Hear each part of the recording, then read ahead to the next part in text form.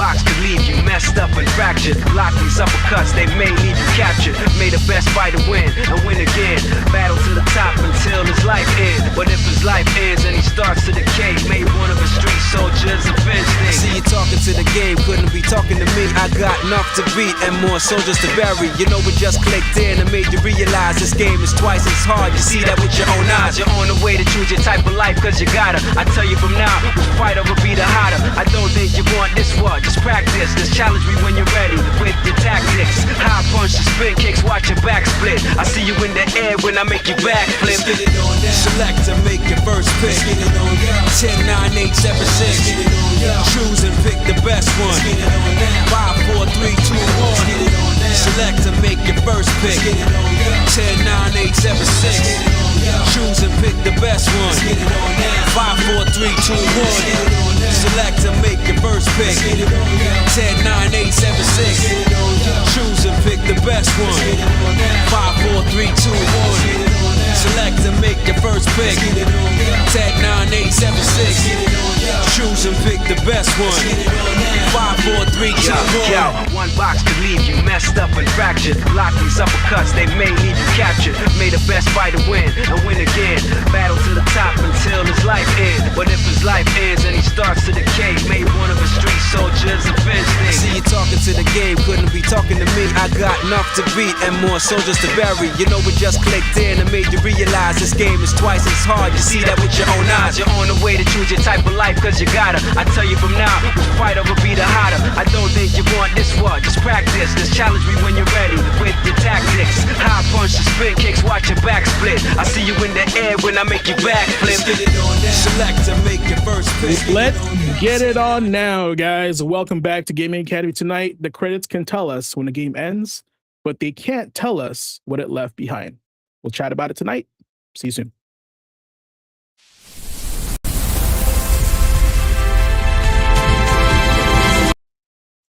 All right. Hey, so welcome back to Gaming Academy. Good evening, class. I hope you guys had a great week. It is hot AF here in Bellingham, Washington. We had a crazy week of weather, super hot, smoke from the east and the north. But hey, we're back here at the Gaming Academy, the show where we teach the craft and not the hype. We also explore games, what can teach us beyond the screen. And tonight we asked the question, what did this game leave behind? I'm your headmaster here, GQ Asian Dude, and tonight is class number 84, where we're asking that becomes more interesting the longer that you've been playing video games. What did this game leave behind? Now, games often are judged in the moment, right? We talk about review scores, sales figures, graphics, performance, and whether something deserves your time and your money. Those conversations do matter, but they don't always tell us what a game will ultimately mean. Now, sometimes a game's real importance doesn't become clear until years later. I know I've replayed a few games where I played it again and wow, this is different since I'm older now. Maybe it introduced a mechanic that became standard across an entire genre. Maybe it raised expectations for storytelling, accessibility, or multiplayer design. Maybe it inspired the developers who created the games that followed. Who knows? And sometimes its legacy is even more personal. It gave you a character you never forgot. It introduced you to a new genre. It created a friendship, or it even helped you through a difficult time. I know some games did that for me as well. Some games give you a world that still feels like somewhere you once lived. The game doesn't have to be perfect to leave something meaningful behind. Even a flawed or unsuccessful game can introduce an idea worth preserving. This is what we're going to be exploring tonight. And when the hype disappears, the servers close, and the credits finish rolling, what remains? Is it a mechanic, a community, a memory, a lesson, a blueprint of what to come next?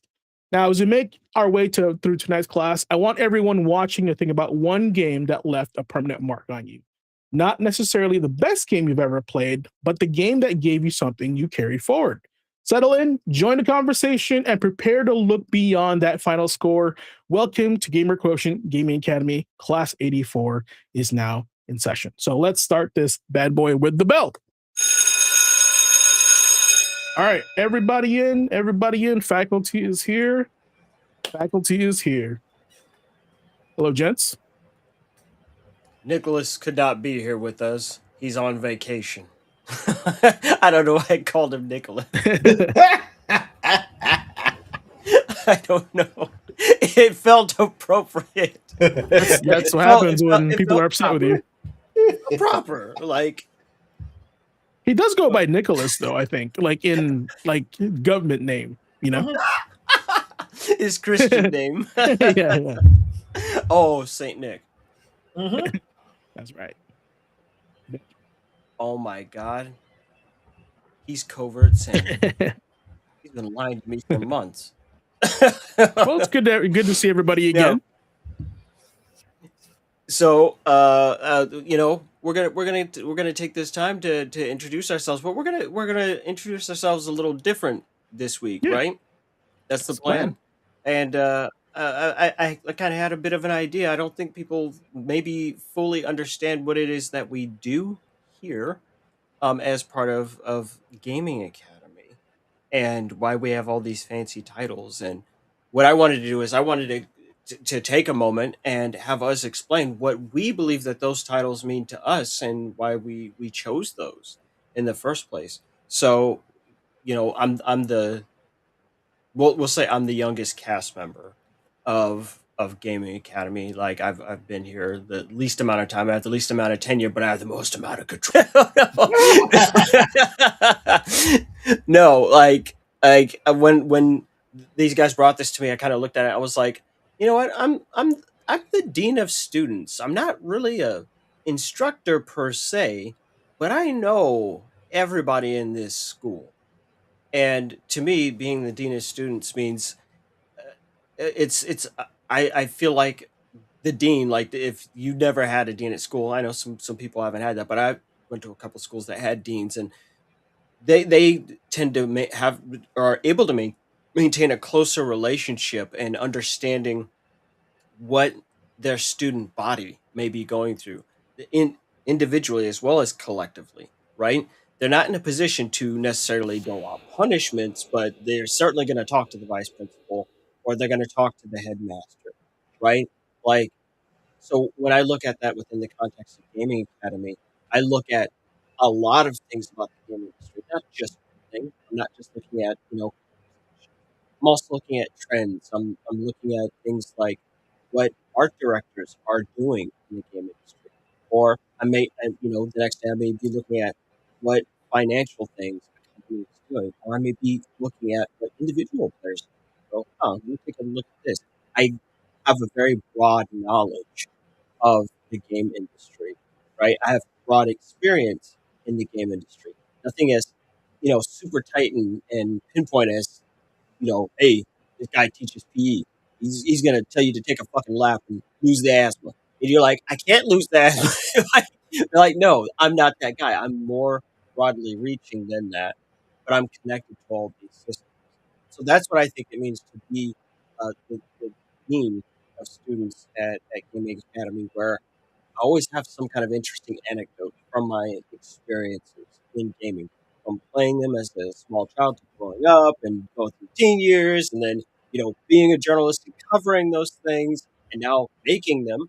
Right, like I've been all over and I've seen assets, and that's kind of what it means to me to be an all arounder. Right, I can pinch in and do the tech, but I'm a substitute teacher. You know what I mean? It's like, technically yes, but I don't know everything, but I know a lot of everything.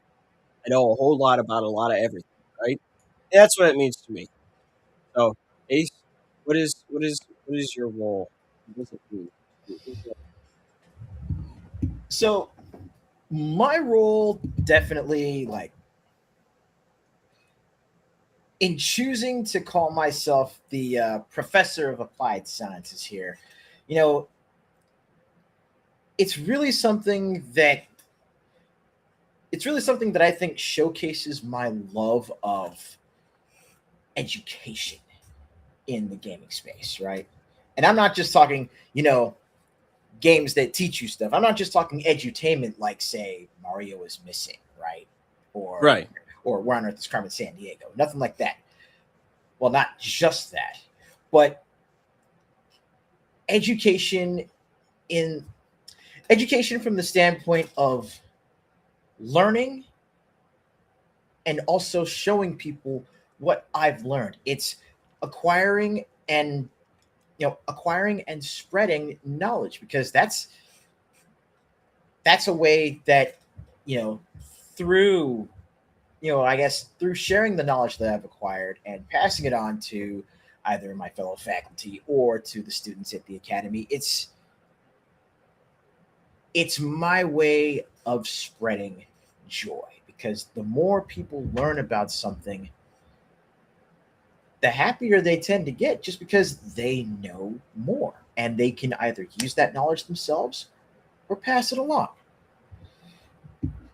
So, yeah, as far as being the professor of applied sciences, it's just the fact that more often than not, I like to be the person that kind of, dives head first into something new and goes, "Oh, that's new. What if I apply that here?" And then the moment the moment that perspective changes for me, it's I gotta go tell everybody. I gotta go tell everybody, because I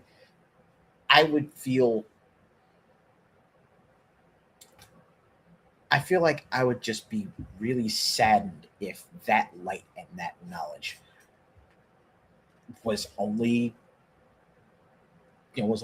bottled up in here. Right. Information wants to be shared, right? Mhm. It does. It does. In fact, just to help him support him in what he's saying here, this is in fact exactly what I believe it was Carl Sagan was talking about. That's what an actual meme is, right? Like where it's instead of genes, it's information that is shared, Mhm. right? And it's to certain types of guys, having that information just casually accidentally be destroyed, right, by not being passed on is man, that's a crime against humanity. Like, look, there's one thing every kid should know. Every kid should know the Konami code. You're like, what if I'm not playing a Konami game? You got to know it, man. It's your roots. And All right. Oh, sorry. Go ahead, Ace. but yeah, it's just to I guess kind of summarize it. It all comes Or down it's to Richard this. Dawkins. It was Richard Dawkins. I'm sorry, wrong guy. I mean, it comes down to this: you learn something new every day, and if you're not learning, you're not living. I like it. That's Big good. boss. That's good. Well, here I am again, surrounded by those I choose to be with every Tuesday at 8 p.m. A wise person once said to me, "You are the sum of the 5 people you hang out with the most," right? And this portion of my time I spend with these gentlemen, including Nick when he's available, to host this show with you guys, Gamer Quotient Gaming Academy. Now, the GQ has been like imposed in my username for years and years. You could probably look up when I first arrived, probably early. I don't know. That's before PlayStation 3, so maybe late PS2 era. I created that on MySpace. So GQ Asian Dude has been a thing for the longest time, and Gamer Quotient has been brewing in my brain and my soul for a while. So I wanted to create a space. It could be online, it could be physical. Now, if we had a physical location, that would be fantastic. You guys can visit, y'all can just hang out, right? But as for now, the stock room is going to have to do until we get something going here, and then hanging out with these guys online is super fun.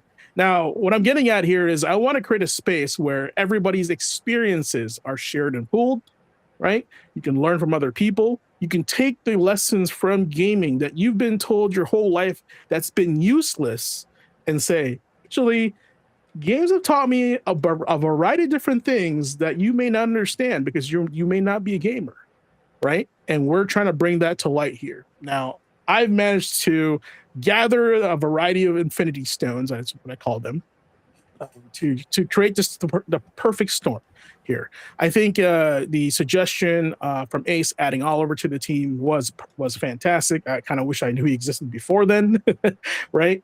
And even now, I'm still kind of looking out for other talent that would supplement and add to Gamer Quotient Gaming Academy, because I really believe that there isn't a place on the internet that gathers people and then have a decent conversation how to take knowledge from gaming and apply it to real life. Ask yourself this, right? When was the last time you watched something gaming related, entertainment related, and it kind of taught you something directly, right? You didn't have to figure it out. We delivered it for you, and we delivered it to you, and from different perspectives, not just one, right? So think about that. I love that you guys are here. I'm looking forward to growing the team and growing the audience, growing the community. It really is an honor to be the headmaster here, and it is a lot to take in sometimes. But hey, if it wasn't a lot, then it must mean something that it is uncomfortable for me. That's what I always say. So it looks like Jago's answered my question. Memes are the DNA of the soul from Metal Gear Solid Revengeance. Give that guy an A this quarter. Also, isn't it obligatory to do has to be this way? I fucking hate that game. I have a strong distaste in my mouth, but that's a hot ass track, man. Woo! Yeah, I was like, okay, yeah, no. I was like, he's beating his ass. Okay, and Armstrong was just tanking it. He didn't care. Nano machines. I was like, yeah, no, that's I was like, that's an explanation. I was sold. I was like, okay, yeah. I was like, yeah, he's got nano machines. That's why you can't hurt him. That game, like I just realized that game lectures to you, but yet you're still having fun. But it lectures to you. Don't get me wrong here. The villains lecture to you in that game. They do. They tell you some shit. Sundown. Yeah. Oh yeah. Some shit. 100%. Kids are cruel, Jack. It's great. I look. I don't like the game. I give full marks for it being an extremely quotable game. Yeah. Right? Don't fuck with this, Senator. I was like, this fool is crazy. It's like I keep telling people, Stephen Armstrong is the anti-Hagar. Yeah, with his big ass forehead. Yep, he got 5 head. 5 head. Yeah. Look, you can rival my head, and I'm Megamind, right? Like, I mean, mine is all head. I don't even have a 4 or 5, right? So. You went past Megamind. You just said that you got that Tesseract mind. Yeah, he's like, plus part Ultra. of my mind actually exists on a separate dimension. Plus Ultra. Oh no! I don't even know what a hairline means. Oh my god! He's like, there was never there. Yeah, those are the days. Yeah, and that's what I mean, chat. When like we're talking about a game, clearly quotable. It's educational at the same time. Something we never realized that maybe we'll bring it up tonight, and you're like, I never thought about that. That idea right there, adding a different perspective to what you may have experienced too, that's a teachable moment as well. And I would say every show, somehow, someone on this panel or in chat is always giving me another perspective where I'm like, I didn't think about it that way. That's actually pretty cool. So that's why I wanted to build this team. Like I said, it's still growing. It's still in progress. So, pleasure to get you guys are in for the ride, and buckle in because we're going to be here for the hot moment. All right. With that said, man, it has been a crazy couple of weeks, maybe even a month of gaming news, right? And we're here to bring it down to you and kind of give you the juicy tidbits here. Oliver, take it away. Sorry. I had some chest pain for a second there. I was like, oh no. But yes, for the quick bits, rumor mill, all that stuff. Actually, I wanted to say something when you said growing this team. Yeah. You know what I was thinking about? I was thinking about the fucking A team. I was like, who is Baracus? Who is BA Baracus here? I was gonna say Ace. He's the applied science guy, and he'd be Yeah, applying sciences all the time. Maracus is the grouch, the hater, all of it. Do I get to be our insane helicopter pilot, or am I the handsome one? I feel like you are Face. That's you are. Is that Face the handsome one? The Mhm. spy charmer guy, right? Yeah. You just told me I'm pretty. Shit. Yes. Don't make me You do know- it again. You know what? Look, I'm gonna take your little saying right there. I'm gonna take it just like this corner. I'm gonna put that in my pocket. I'm gonna save it for a rainy day. I'm the face. I'm the pretty one. Everybody can kiss my ass. Jarvis clip that. I'm like, oh, there you go. Whoop! I'll put it right there. So that said, quick bites in the rumor mill. So as Nick would normally do this for you, I'm going to try and keep it as much like Nick as possible. Except I want to be funnier. Just like none of the stuff that we're talking about tonight on this news segment is funny, but I want to be funny and do it with silly props. So, Quick Bites and the Rumor Mill is Gaming Academy's rapid fire roundup of the biggest stories, updates, and whispers in the gaming world from this last week. Because an informed gamer can avoid broken launches and spend their hard-earned money on the games worth playing. First up on our Quick Bites. If you're a fan of the Lord of the Rings and action RPGs, then your day was made a little more interesting today. Lord of the Rings War in the North was originally released in 2011, but a legacy edition was shadow dropped today by developer Asper and is playable on all platforms. The release adds a new untold story from Tolkien's Legendarium and additional content including seamless switching between 3 unique characters, 60 FPS support, quality of life updates, and online and split-screen co-op. In the same announcement, Asper also teased that more Lord of the Rings remastered games are on the way, though no other details were shared. How was that? That was I think that was a fun one.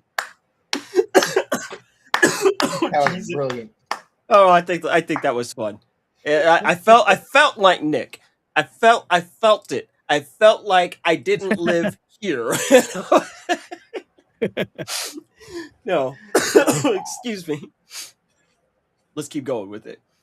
Bulkhead and Team 17 have confirmed the early access launch of their game War Dogs. Oh, I'm already fucking sold. Sorry. I'm already sold. War Dogs? That's great. That's great. I swear to God, if it were not dogs just beating up each other while wearing armor and listening to Journey, I don't want it. Right? That's the best thing I can think of right now. No, War Dogs. Listen, if we are not seeing, it's like if we are not seeing an extra from Road Rovers rappelling from an attack chopper while Fortunate Son is playing in the background, what are we doing here, people? Right. What's even the point? What's even the point anymore? That's not happening. Okay. So we'll be the early access launch of the game War Dogs. God, that's a great name. Will be September 10th, 2026. That's next month. That's a month from now. The game is a large-scale FPS similar to Battlefield and has already seen roughly 1 million wish lists. A big reason for the interest has been due to the developer working side by side with their community to develop it so far. Good on them. Working with your community is always a good idea. Who says limited PlayStation console releases are dead? We did. We all say, Yeah. we're all saying that. No, certainly not Wolverine. PlayStation announced today the mouthful. Marvel's Wolverine Battle Yellow Limited Edition Bundle. Yeah, no, Nick is actually right. Look, I'm checking my notes. No, he's damn right on that. That was a mouthful. Let's say it again. Marvel's Wolverine Battle Yellow Limited Edition Bundle. That is a lot of words to sell me something. You couldn't have just said Wolverine PlayStation 5. we would have got it. We'd been there with you, right? So obviously the colors on that are black and yellow, and it does have a Wolverine on it, right? So it's a fun looking color, but if you have really bad Mr. Magoo eyesight, you're gonna be like, damn, why'd they come out with a Bumblebee PS5 now? Right? Right? Ain't no Did that Transformers movie game come out coming out. years ago? At least it's not brown. You know, That's like true. That's OG true. Wolverine. Right, it's not 1980s brown Wolverine. There are whole homies that don't know about that one, right? But yes, the limited edition Wolverine bundle does it includes the PS5 digital edition, DualSense controller, and game code. Of course, they're not shipping disc. If you can't shell out for the cool looking console, don't worry, as it was announced that there will be similar console covers released for players who currently own PS5 and PS5 Pro, which actually is kind of nice. I think that's a good way to, like, if you're like, oh, I gotta have it look like that. That's a nice way to meet in the middle on that. Are you saying that Sony is giving us an option for It's fucking replacing shocking. the covers? Ah! It's shocking. I don't know Wow. who the hell made that call, but promote him twice. We might be able to fix this nonsense. No, actually, he might get fired. He's actually doing something the players want. HR, protect this man or woman at all fucking cost. We need them. We're running out of choices these days. In other news, developer Elphonic has shared that the upcoming Halloween the game has been banned in Australia. In a post on social media, the developer shared that the ban wasn't due to the presence of Michael Myers or even the kills in the game. Instead, it was due to the presence of a controlled substance. Someone is getting fucking high in Halloween, and that's a bridge too damn far. Like, we were perfectly fine with the killing. We were perfectly fine with you, Jason Jamie Lee Curtis, down the street. But don't you dare have some medical marijuana in this game. You're like, no, that's too much. That's a bridge too far. That's crazy. Is that really what it is? Is that the controlled substance? I have no clue. No, That would be that would be That'd be hilarious. hilarious if Halloween gets banned in Australia because of Redman and Method Man. Maybe it's nose candy. Booger Halloween. sugar. Yeah.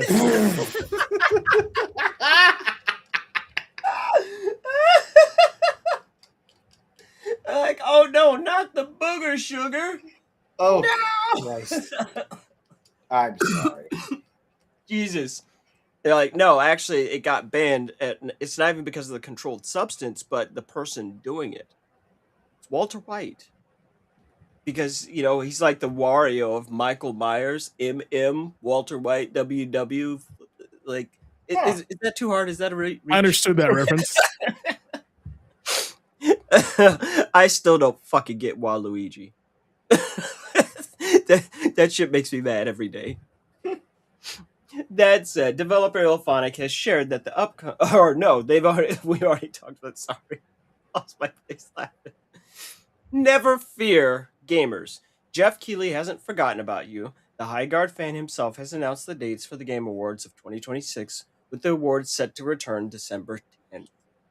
So, is he going to issue that apology? No. The Keighley apologizes for nothing. No, it's going to be a fucking weird one this year, though, isn't it? Oh my god, it's going to be an odd one. It's going to be real uncomfortable.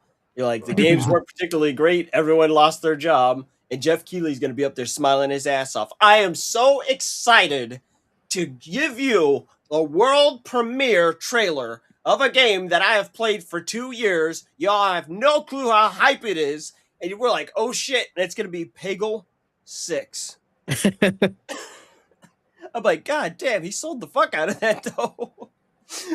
Oh, Jesus. Now, before we get too far from award shows, conventions, and Jeff, it was announced that Gamescom Opening Night Live, which is August 25th, so that's about 2 weeks from now, kids, will feature a new look at the upcoming Final Fantasy VII Revelation with game director Naoki Hamaguchi, which, by all counts, would basically be the last game of the Final Fantasy VII remake trilogy, which is damn weird. Like, all that said, I wonder how they're going to package that all together as one experience. That's what I'm personally curious about. What about you guys? Are you asking if they're going to bundle it all in one game? Yeah, like, it's, some big chunky collector's dealy bob, right? After they have run this, had this run its course and all that, like, what, just as an anticipation. So, you mean if they do, like, an actual 3-disc Final Fantasy VII remake. Whoa! Pump the brakes, buddy. This after 2020, after 2027, everything's gonna be digital. I don't know what you're talking about. Oh, he's got us there. He's got us there. Yeah. So here's a couple things, chat. You have to understand. Each game has its own SKU. He said, Right? "Brother, hold up." So if you Brakes, want, kid. if you're gonna need a bundle for this, it has to be it will be a new SKU will have to be created for it, which would include 3 products, right? It's going to be difficult for that because if you think about the bundles that you get, it's normally like the Game of the Year edition. It comes with all the downloadable content, the complete version, right? These are 3 different games with their own different DLCs. I think it'd be very difficult for them to release that in digital form unless they create. Oh man, that file will be huge if anything, because each of those games are what 100 plus gigs probably. Yeah, So- it would probably be sold as a bundle. Yeah, Right, I feel like you would get a different SKU, but then you get 3 different codes for that if that's I'd the way agree it with works. Yeah. I'd agree with that assessment. Like it, you remember how long it took for the Phantom Pain and and Ground Zeroes to be? Yeah, oh, there you included go. with everything? Yeah, That there you go. took a Yeah, that's long perfect. time. Perfect example. I didn't even think about that. That's awesome. Like, but they eventually came together as one thing, but it took a long time. It was a couple years before that came around. It was not immediate. They probably Right. also had to use the updated version because they wanted to eliminate everything Kojima of the Phantom Yeah. Pain, right? Right. It was very bizarre. I mean, I have it, but it's some bizarre nonsense. We'll put it that way.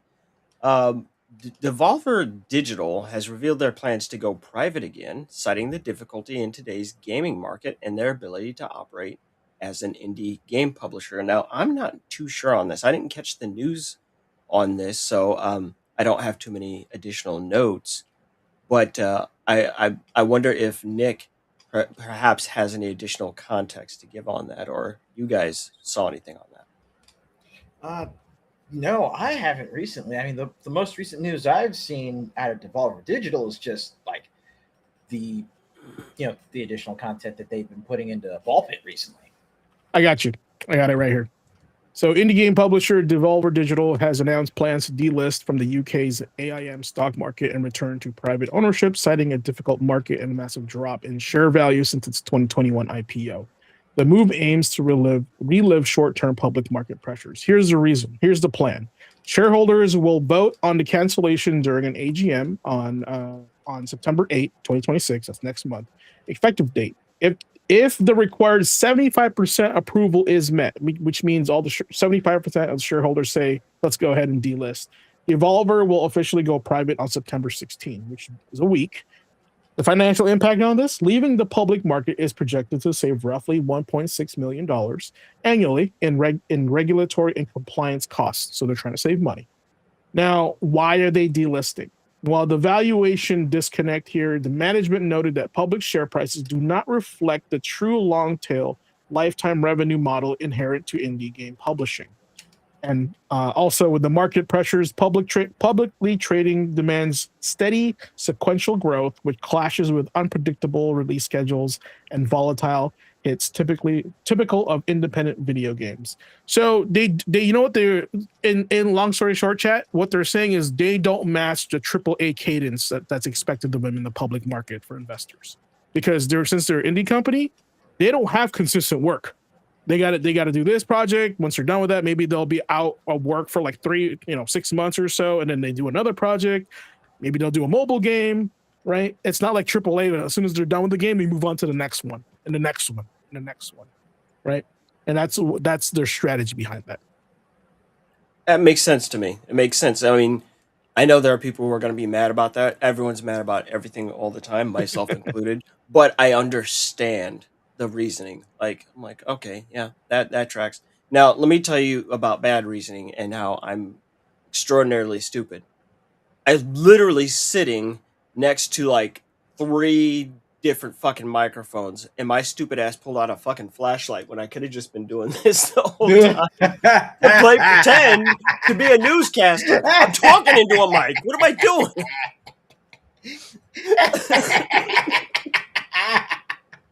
What am I fucking doing? I've lost control of my life. Back to you, Chet.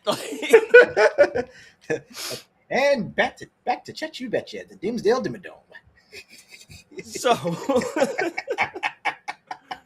Square Enix has published their latest earnings report. Thanks in large part to Final Fantasy VII Rebirth, the newest Final Fantasy XIV expansion, and mobile game editions, the company's operating income rose by, oh my god, I've lost my place. Like, right when I started to touch it, I accidentally hit down and just jumped to the bottom. Oh my god. Oh, Jesus. Okay. Yes. So the company's operating income rose by 88%. Damn. That's Wow. that's not Wow. bad. They over there, you guys are fucking cooking. Like, Jesus Christ, what is it? Thanksgiving?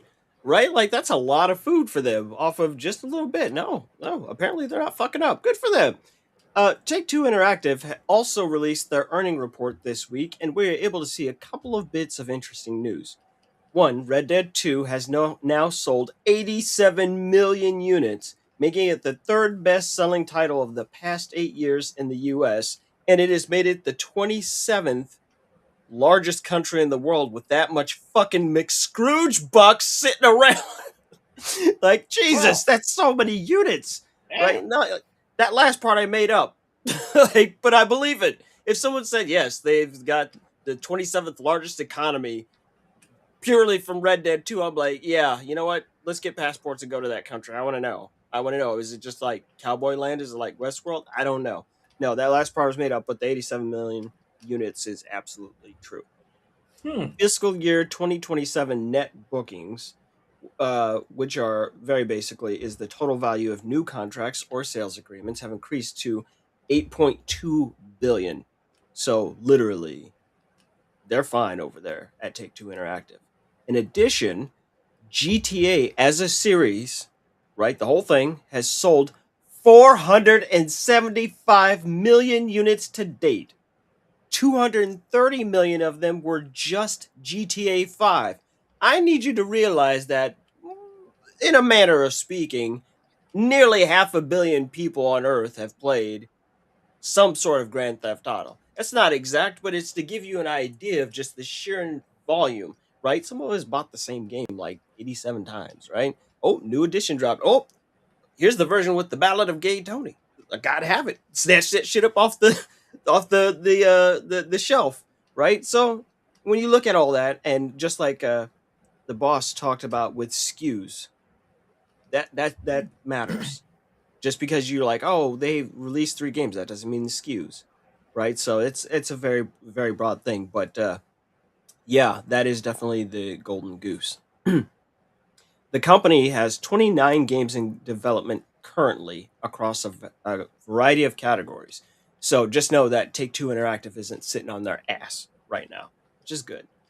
News broke last week after the release of Halo Campaign Evolved, but we are here to talk about it now. Layoffs have happened at Halo Studios. Reports have come out since the original announcement, but the bulk of the layoffs primarily affected contract workers at the studio. So, for the panel, we're going to ask this. While some layoffs are typical after a release, what does this say about Halo? Did the game miss the mark? Or no multiplayer, or maybe the price for what you could get be to blame for the lack of success to offset the cost of developing it? Let's start with Ace. What do you think? Honestly, I think a lot of it comes down to I think it actually does come down to the content that was in the game, because there were some major chunks that weren't included that, you know, people could still jump on and play. Yeah, Jagos just said it, the Master Chief Collection, right? People could jump on, grab the Master Chief Collection, and it'll not only have everything in there, but there's also the fact that, you know, what was done to try and pretty the game up in a good number of instances, all it really did was just all it really did was just take away from and dilute a lot of the charm, and diluted a lot of what people had come to expect from Combat Evolved. Big Boss, what do you think? Put on chat to Jagos directly. Jagos, I challenge you that your assessment isn't fair. The reason why I'm going to say this is because the Master Chief Collection has what, 4 games? 3, I think. Is One. Is it 3 or is it 4? One. Yeah, it's probably more than that, honestly. To have 4 games in a collection and to have people playing it more than Combat Evolved, I think it's a times 4. You're battling 4 games versus 1, right? But I don't think that's a fair assessment because they could be playing, if you separate them, how many people are playing 1, 2, 3, 4, right? Oh, it's So, 6 games. 6 games. Does that include Halo ODST? Well, I don't know about that. That is an excellent question, though. And it has multiplayer. So there you go. That's a good one. The real comparison needs to be Halo Infinite and Combat Evolved. But even then, they're probably playing multiplayer now versus the campaign, right? So it's like an uneven comparison. So that's like a biased like comparison, and you got to be really honest with yourself when you do these kind of comparisons, right? So I don't think that's a good comparison to make. Now, what about Halo? What's the problem here? Well, you said the key word is contract workers. Your contract's done, get out. That's basically what they got into, right? What does this mean for Halo? Well, it depends who we're asking, what the expectation was of Halo, right? Was it a litmus test to be like it exceeded this many numbers for us to continue, maybe even add multiplayer to it, right? Like what happened with Darkstalkers on the PSP. Right, exactly. So it's like depending on what they set this up for. Now, if they're looking to remake all the other games or whatnot, maybe they were doing this because they did only the campaign, right? Now, I don't know the numbers. I don't know that. All I know is people are talking about it. I've made a post on X about this saying that all they had to do was copy the homework and they couldn't even do that right? So, and that's coming, and these are coming from Halo fans. Right. That means they played the original and they're playing this one again, meaning they've already bought the game at least a minimum twice, right? But I think when they make these games now, they're not considering Halo fans anymore. They're considering people that would like to get into Halo, right? And that's kind of like, you decide what that means to you or not, because I have not played a game. I can't really say much about it.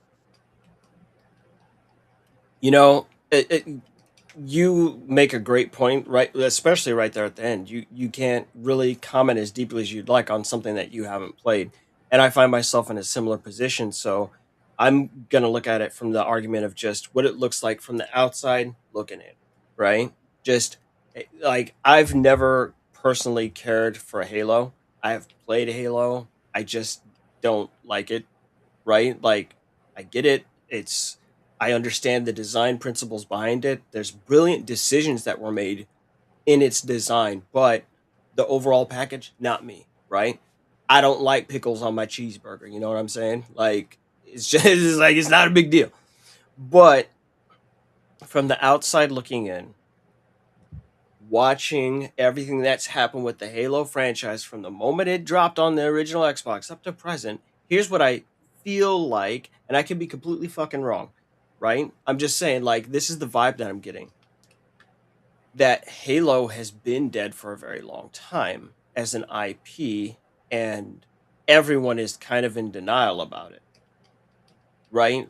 What I'm saying here is, even when they go, look, here's Halo Infinite, and like with 343, once they took over from Bungie, right? Once the IP's changed hands so many times, it starts to lose the dimples, the specific things, that the texture that made it what it was, that people loved so much with Halo 1 and 2 specifically. I mean, I remember people starting to grumble with Halo 3. They're like, it's all right, like, and some homies were diehards and they've stuck with it all the way through. They stuck through all the way up through Master Chief Collection and all that. But I think there's this overall vibe of it's gotten stale. Just like, as old guys, we remember where Tony Hawk 1 and 2, absolute fucking masterpieces, right? Like, oh my god, right? The sheer amount of punk music in Tony Hawk 1 and 2, right? It was woo, right? Like everyone across all socio-economic classes were talking about it, right? And Tony Hawk 3 was pretty good, right? And then Tony Hawk's Underground happened and that was all right. And it's a slow fucking drop off until it's just like, and then Tony Hawk 5 happened and we all said, ew. Is it ew? Go ahead. I was gonna say, so on my feed, right, on my shorts feed, on my recommended videos feed, there has been more negative clips and reels about Halo campaign evolved than positive one. Now I'm not even trying to be a negative Nelly about this, but here's the reason. I think this is what I'm trying to get across. This game was not made for Halo fans. This game was made for new people to get involved in Halo. The reason why I think this is the case is because all the ones that are nitpicking the game have played the original Halo and have played Halo. Now going with what to death more than likely, and not going with what you said, Halo is stale. They're trying to capture a new audience for Halo. The problem here is that the guys that have played Halo for the longest time and followed Halo are gatekeeping Halo, right? So imagine if I was a new innocent gamer. I was like, hey, what's this new Halo series? I've never heard about it. It's kind of old, right? And then people are talking about, oh, this is a remake of the first game. Oh, perfect. I'm a brand new gamer. I want to start over, right? And all you see in the media is them shit talking about it. You're like, I'm not buying it. Everyone says it's bad. I don't know anything about Halo. So the problem here is that they're trying to cater to somebody that's new by adding, new stuff, maybe like more modern themes to it, right? And then the guys that have been legacy players are like, hey, wait a minute, this wasn't in the original game. What is it? This is terrible. Oh, this sucks. This character is annoying. Like, this is not accurate. So who is the new player going to believe? That's hard. Yeah, that's a hard one. It's like Demon Souls. It's a tough one for the industry because of social media. Because if you think about it, guys, like back in the day, who did you rely on for your video game news and whether you want to see if a game is good or not? The staff at GamePro, the staff at EGM, right? Your homies are like your best. Well, hey, but this game is good. This game sucks, right? Before you buy it. Yep. Now it's everywhere. It's strangers on the internet with lots of viewers and followers. So they must be right? Because we don't have any more establishments or even like legacy printed media to tell us like these are good or bad. So it's tough out there. Yeah, it's hard. It's hard out there in the streets. It's hard out there in the streets, and I think if any series goes on long enough, it starts to encounter these problems.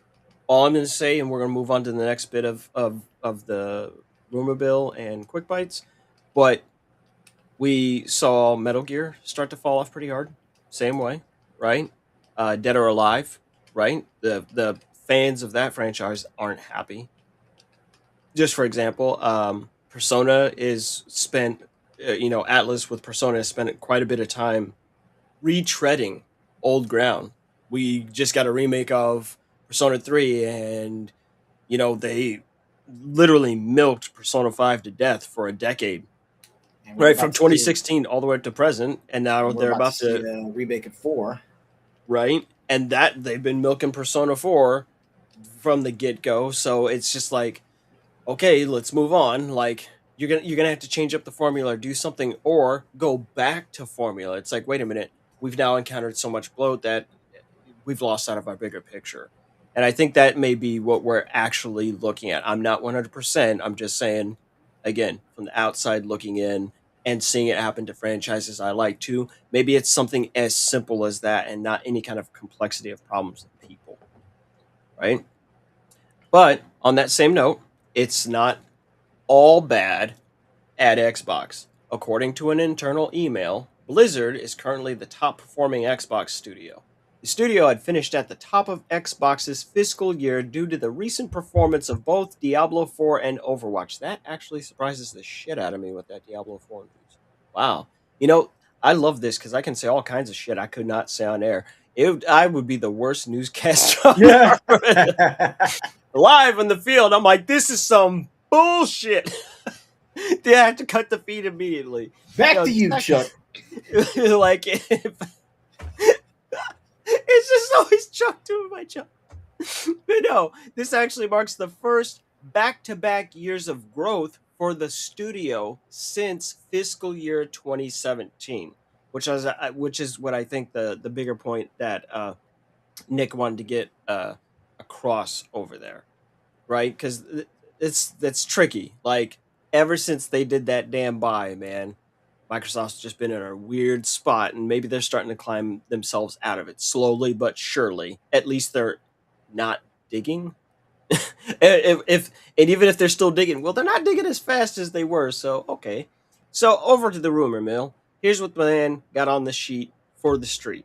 According to a thread on Resetera, Alex Donaldson from RPG site and respect.net. Man, that's a lot of sites to have to track for this one. That's 3 different sites. Shared that a Final Fantasy IX remake was real. Allegedly, the game wasn't planned to be a multi-part project like the Final Fantasy VII remake, but instead a single game with a smaller scope. In that thread, Alex also shared that the project was very far along at one point, but stalled for a variety of reasons and is no longer moving forward. So that means we don't have one coming. That means they stopped it. So if you love Final Fantasy IX, I got bad news for you tonight. It's not going to get better. New leaks online have shown off a Zelda Anniversary Switch 2 and Pro controller. And that seems like that's fun. When you pull those up for us, Big Boss.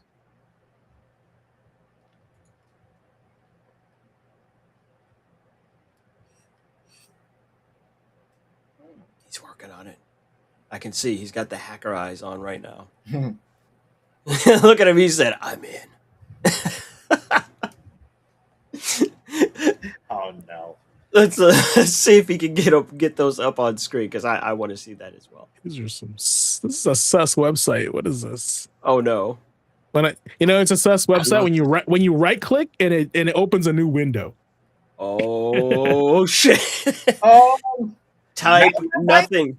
I feel like now we're doing some scary wilderness mountain shit, and I'm on the fucking CB. Right, the CB. No, don't click shit. He's behind you.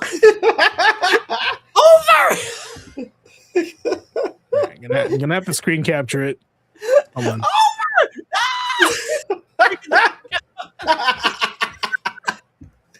Oh my god! I'm clicking that button frantically, because it's always a cool button. Did anyone else ever notice that? Anytime you see a CB radio anywhere on, it doesn't matter if it's a game, TV show, movie, when they go to push that is the coolest fucking microphone, right? And it's always got that big clunk when they push that damn thing. You're broadcasting. You're like, here's the score. All right, let's look at sketchy alleged pictures. Oh, okay, no, that doesn't look sketchy. That looks it was the website that was sketchy. Right. Now I'm like, oh. But yeah, no, that I believe it. Like, yep, sorry guys, your shit got spoiled. Like, no. Like, if someone faked that, that's a damn good fake. Because that feels like Nintendo. It really does. It really does. Do we have the Switch as well? Yeah. Get that. It's like, why you click sketchy shit, man? I don't want any random windows opening up. He said, I'm afraid. I said, you shouldn't be. He's out there in the dark. He's coming to get you. We're not getting out of these woods alive, Chet.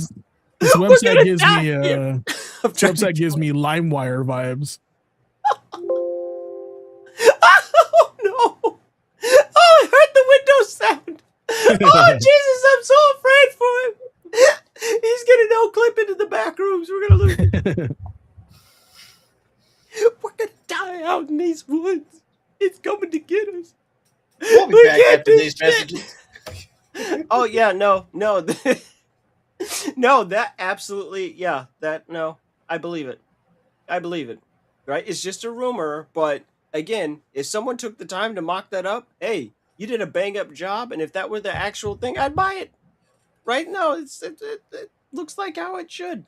Right? I'm not gonna buy it, but I'll tell you this: I think it's a little weird if you're doing the 40th anniversary of the franchise of Legend of Zelda. Why that whole get up isn't all gold Right? is insulting to me.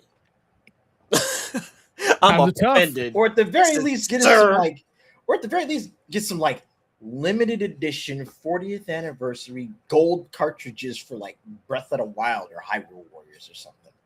Right? Like something, right? It's a beautiful design, don't get me wrong, but right, if you're going, this is that anniversary moment, you got to take it all the way back to that beginning. You know, there's something about that crest I mean, on the cover of Legend of Zelda that always resonated with me. look, I am loath. I am absolutely loath to put Sony in a favorable comparison in much of anything these days. But Oh, no. when Sony did their 30th anniversary for the PlayStation, and Yes. they came out with those PlayStation color systems and controllers and the classic PlayStation UIs and sounds and everything else.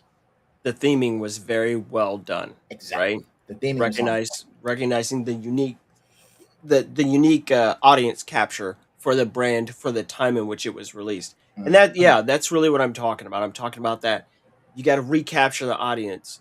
So when me, in my 40s, right, in my mid 40s, but there's men older than me, 10, 15 years older than me, where you got to ratatouille these motherfuckers, right? They got to be walking through fucking Target or Walmart, wherever the fuck you get your games, and turn and see that gold and get pulled back in time. They got busted ass knees and shit, right? And next thing you know, they got to get fed ratatouille and chicken noodle soup and shit by their mom. And he's over here thinking about, yeah, I got my knees fucked up on that bicycle.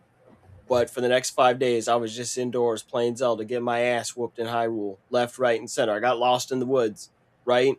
He got so lost in the Lost Woods. How lost did he get? He got so fucking lost in the Lost Woods that his mom put his fucking face on a milk carton and he didn't even leave the house. Yep. That is the worst joke I'm ever going to tell in my life, and I'm going to savor it for Nick. Like for Frodo. For Frodo. For Nick. Now, that said, remember us talking about GameStop and how the CEO was trying to straight up buy eBay? I do remember that.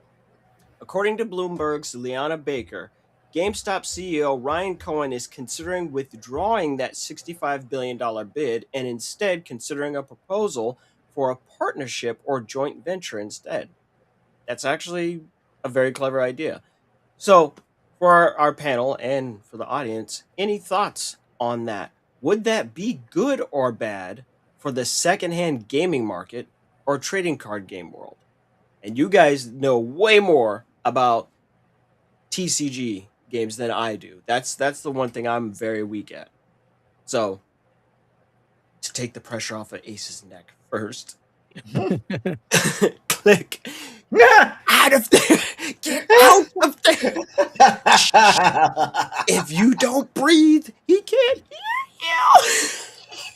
you. Oh, It's like the Quiet Place, but it's like the fucking moron place, and it's just lots of clones of me running around killing people.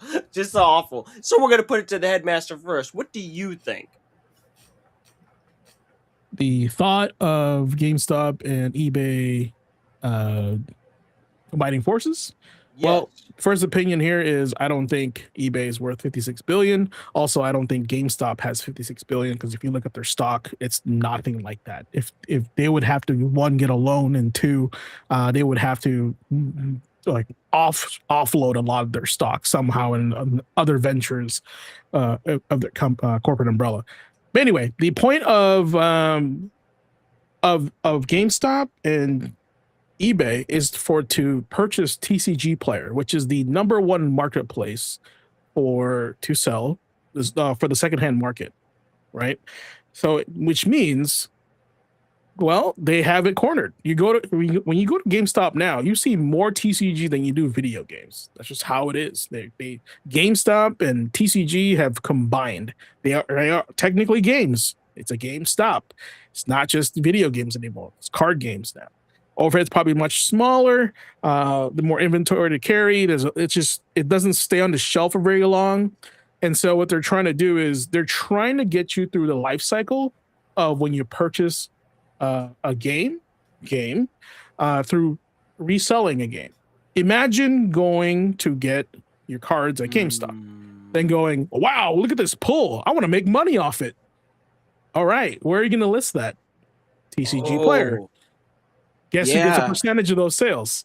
Yeah. Oh, you smart motherfucker. Wow, that is brilliant. So GameStop always has their hand in your fucking pocket. And the worst part is they got their hand in your pocket and they even being nice to you. Yep. It's disgusting. GameStop's has been very, very quiet about that, why they're purchasing it. They just thought it's a good investment. And they're always saying eBay. They're never saying TCG Player. But eBay owns TCG Player. It's part of the acquisition. So that's exactly what they're trying to do. They're trying to own you in every portion where you're trying to buy and sell your cards. They want a percentage of it. So. See, look, I got you. I've got you nailed. I got you pegged down here. Okay, here's the score. All right, he's the headmaster. I want everyone to look at that head and tell me he doesn't look like a fucking James Bond villain now. Gosh. To come up with that shit. And that's the terrifying thing because of this. And that was half of a joke, and I think it was a good one because I am going to start calling you Blofeld. Like, no, sounds good to me. It's a lock. The fact that we thought of it, and we're just regular dudes. I need a turtleneck. We're gonna have to get you a weird cat.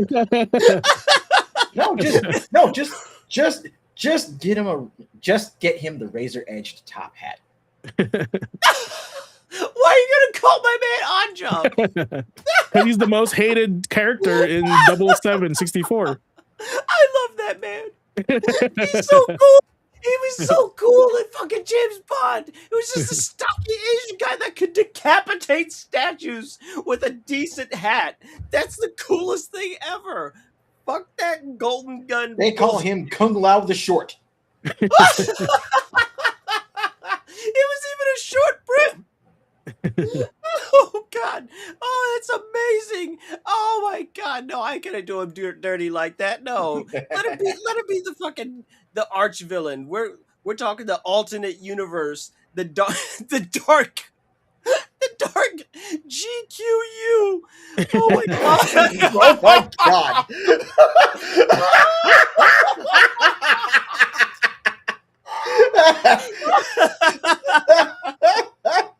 I gotta make that happen.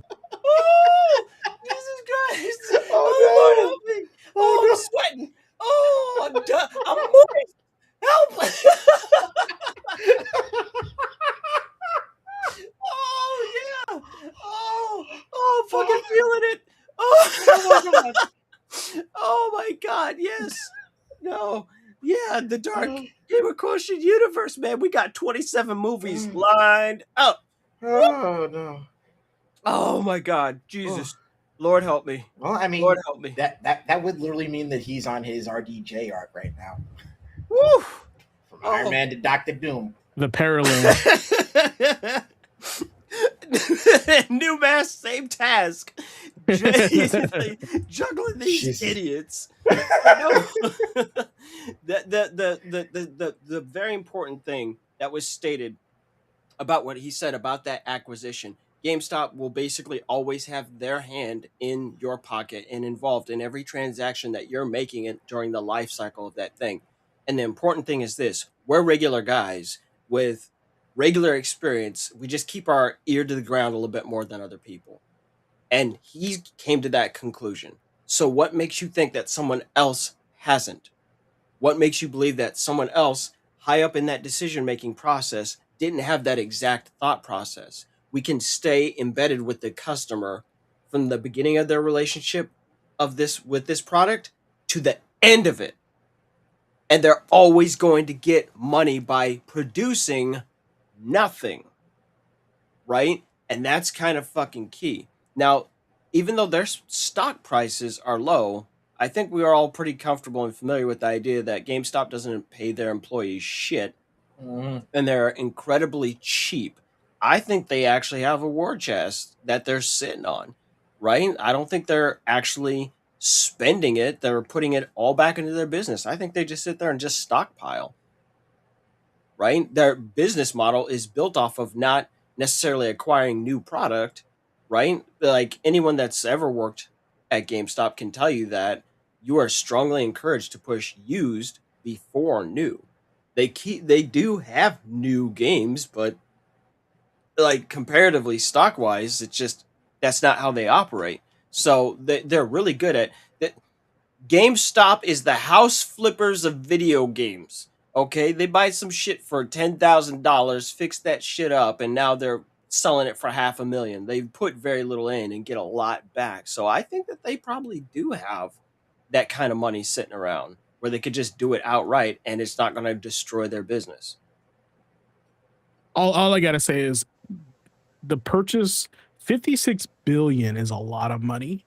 And for them to just throw that number at eBay and just say, we really want your business, they're not giving eBay all the information about their plans for them.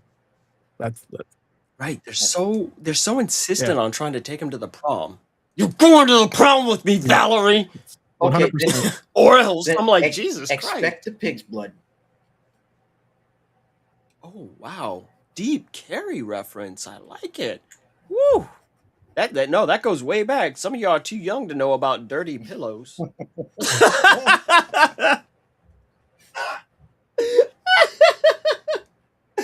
Oh God, that movie's great. That's just a great, terrifying story. We're gonna when Halloween comes around, we might have to have something fun to say about Halloween. Spooky, scary, right? I'll do something fucking stupid like I'll dress up as Baron Mordo or some shit like that. No, for Halloween, The Haunting of Poltergeist.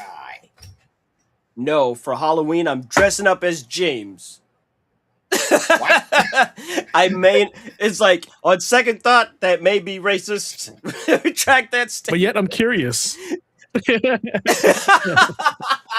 Oh, no, it's that one guy next. This is what you would look like if you're black or Chinese. And I'm just like, I am black. Can you do it? Can you do it if I was Chinese or white? Like, where would we go here? This is what you would look like if you were an alley cat from a Disney movie. Go on. Like, I should make a whole account that's just that. This is what you would look like an alley cat from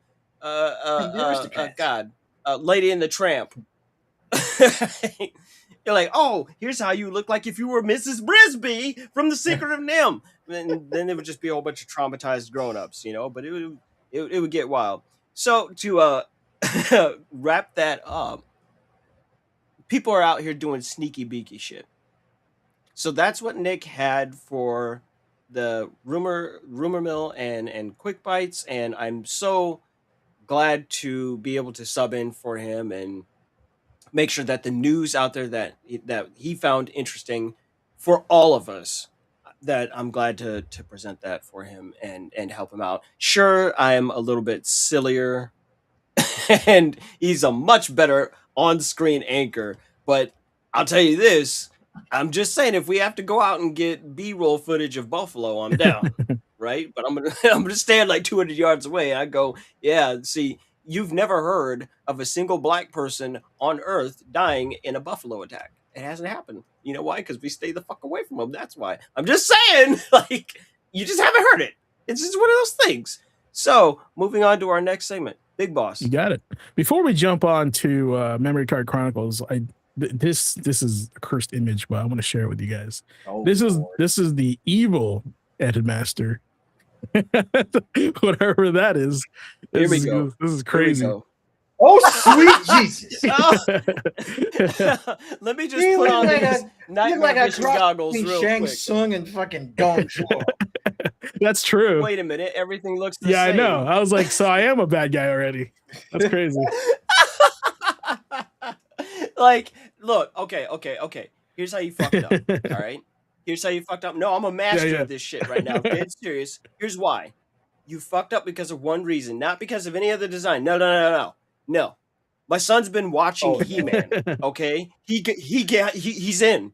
He Love it. started like he's running around the house going, "I have the power." I'm like, fuck yes, you do. Like I'm there you with do. him, right? You didn't give yourself an evil Lynn. Mm. That's what's missing. Every fucking dark, awesome villain has a super fine evil bitch with him that is just like the coolest chick ever. Right? You gotta have your Evelyn. See, it's where's your Evelyn? Where's your Baroness? See? Ace knows! Why am I talking? Why am I talking? And that's just the rule. It's not my rule. That's just what happens. You have no evil female sidekick who we're all like, I wonder if they're fucking. I'm okay with that rule. What's really interesting are all the text in the background. It's like the so inverse of what we're all about. Like final exam, erase the weak. Oh my god, that's crazy. Souls claimed. Oh my god, you're right. Yeah, erase the weak. Holy shit, you turned into fucking Asian Thanos, and I needed this. That's amazing. Ranking means nothing. Victory is everything. Discipline, strategy, dominion. This has been the best lore expansion of all time. Oh my god. And the best part is... No! Jago said it. Jago said it. Look what... He's right there. Erase the weak. I like the crew underneath the erase the weak. They're like, yeah, we got to take them dumb motherfuckers out of here. Right? This is some real evil shit. That is crazy. All right. Souls claimed 99,999 plus because it don't fit on this counter. He's and just, counting. You are actually fucking Gwen, Lord of Cinder. You're just over here. You just keeping the Age of Dark from fucking happening. You just not gonna let man have his age. You just got to keep the Age of Fire going. I am going to now start calling Ace Darkstalker Ace because that is 10 times fucking funnier, right? I can be King Seeker OBC because I sleep a lot. I'm good at it, and we're gonna let Nick just be Nick. He's just gonna be a guy. He's like, what the fuck is going on? All right. That whew, man, that is an image that will haunt me in my sleep. It's great. It's great. It's beautiful. Oh, just give him a hot chicken a minute, me, and I will be here with you for it. Don't make me apply my skill to this. I'll do it. I will absolutely make it an actual accurate. And I will repeat what Jago said. Rival schools, man. Kyoko is right there. I welcome that. Let's do it. Yeah, put it on X. I would love that. That's what we're missing, Chad. We're missing fan art. Yeah. Yeah. Put us in there. Send us fan artwork. It doesn't matter if it's real. It doesn't matter if it's AI, right? The only rule is it's got to be fun. Put it in our Discord, and over the course of the week, right? The things that really stand out to us that are exceptionally well done, or just straight up beautiful, or just absolutely comical, we'll put them up right here for everyone to see and enjoy. We'll put them in the trophy case so that way folks can pass by it on the wall as they're heading to class.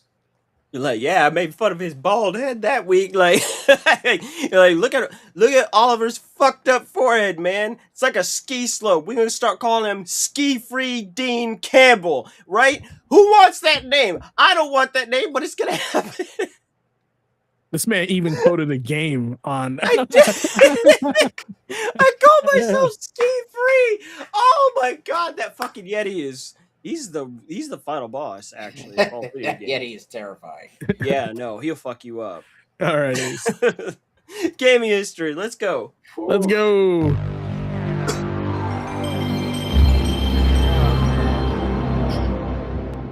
Huzzah. So for the folks that have either survived the laughter or are coming to class with us for the first time, in Memory Card Chronicles, the faculty will take the class on a trip through an entire week of gaming history. So put on your curly red wigs, everybody. We miss Frizzle up in this piece. But every day of this current week features a game handpicked by one of us here on the panel. And together we revisit 7 days worth of legendary releases, seismic industry shifts, personal stories, and the moments that made gaming history unforgettable, not just for us, but for you and for the world at large.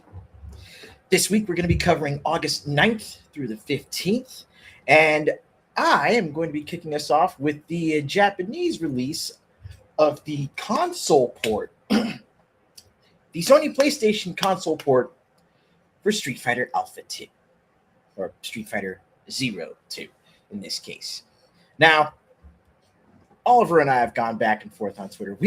We have started and ended the conversation talking about how this key art for Alpha 2 is still by far one of the most iconic pieces of artwork to ever grace an arcade. Flat out. End of story. You've got Sakura's shadow there in the background, just keeping a close eye on this Hulk Hogan versus Andre the Giant matchup between Ryu and Akuma. And I mean, the key art is iconic in and of itself. But for me, the major memory I have of Street Fighter Zero 2, aside from, that same summer hustling people out of their quarters in Las Vegas arcades on Street Fighter Alpha 2. But when I had finally gotten back to San Bernardino, and I was able to make my way to the arcade right across from my middle school, the owners of that arcade had brought in their imported PlayStation, and they had imported Street Fighter Alpha 2. So while people were playing it on the arcade still, and while we were holding tournaments, there were also those of us who were, just hopping on the controller, PlayStation sitting right there on the counter, hooked up to the TV behind the counter, just completely losing our minds. And some of us, again, also going back through and comparing the music, because, on the consoles, you had the arranged soundtracks for each of the, character themes and stage themes. And you had the different modes that were added to it, like, versus and training and arcade. And, well, this right here is from the Super Nintendo, but y'all get the idea. When it hit the consoles, it was a game changer. And the amount of time that I spent with my friends playing Street Fighter Alpha 2, we, because we had access to it without having to pay quarters, we went from simply being arcade rats to what I would call scholars of the brawl. Because since we had more access to the game, we had more opportunities to learn the game, to learn the custom combos, to learn how each character was changed up from the previous game to this recent entry. And we shared that knowledge either through beating each other senseless or taking it to different arcades across the city, to places where the owners didn't import Street Fighter Alpha 2, showing a little bit of what was possible. It's such a beautiful game, and that art is again, it's one of the best pieces of art in video game history. My own story related to Street Fighter Alpha 2 is it's gonna actually come back around to the main topic for our show this week, but just a tiny footnote on it. I was about 14 years old. Let me think. Yeah, I was about 13, 14 years old. I was 14 years old. And I cut myself with a knife in the kitchen. And I severed the tendon in the pinky on my right hand. This hand. Just cut it clean in half, couldn't move it. And I had to have some obviously major surgery to literally put my tendon back together, and they had to cut this hand open.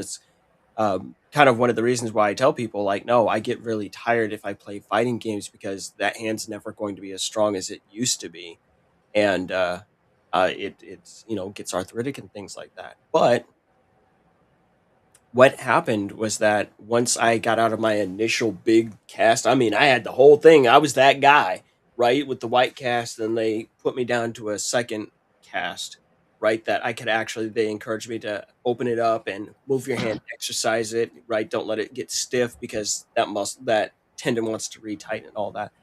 But it was Street Fighter Alpha 2 that I got a chance to play, right? That was the very first true hand exercise that I got again in the local penny arcade in my town.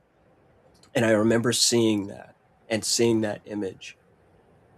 And every time I see this key artwork, right? And I'm not trying to glaze Capcom. I'm just saying this is part of what makes me who I am. It's in my DNA, from being a kid. But to see that, it does not matter that Akuma is bigger than he is. Oh, you gonna fight for it. Like, if you're gonna lose, or you gonna work for that shit today. He does not care.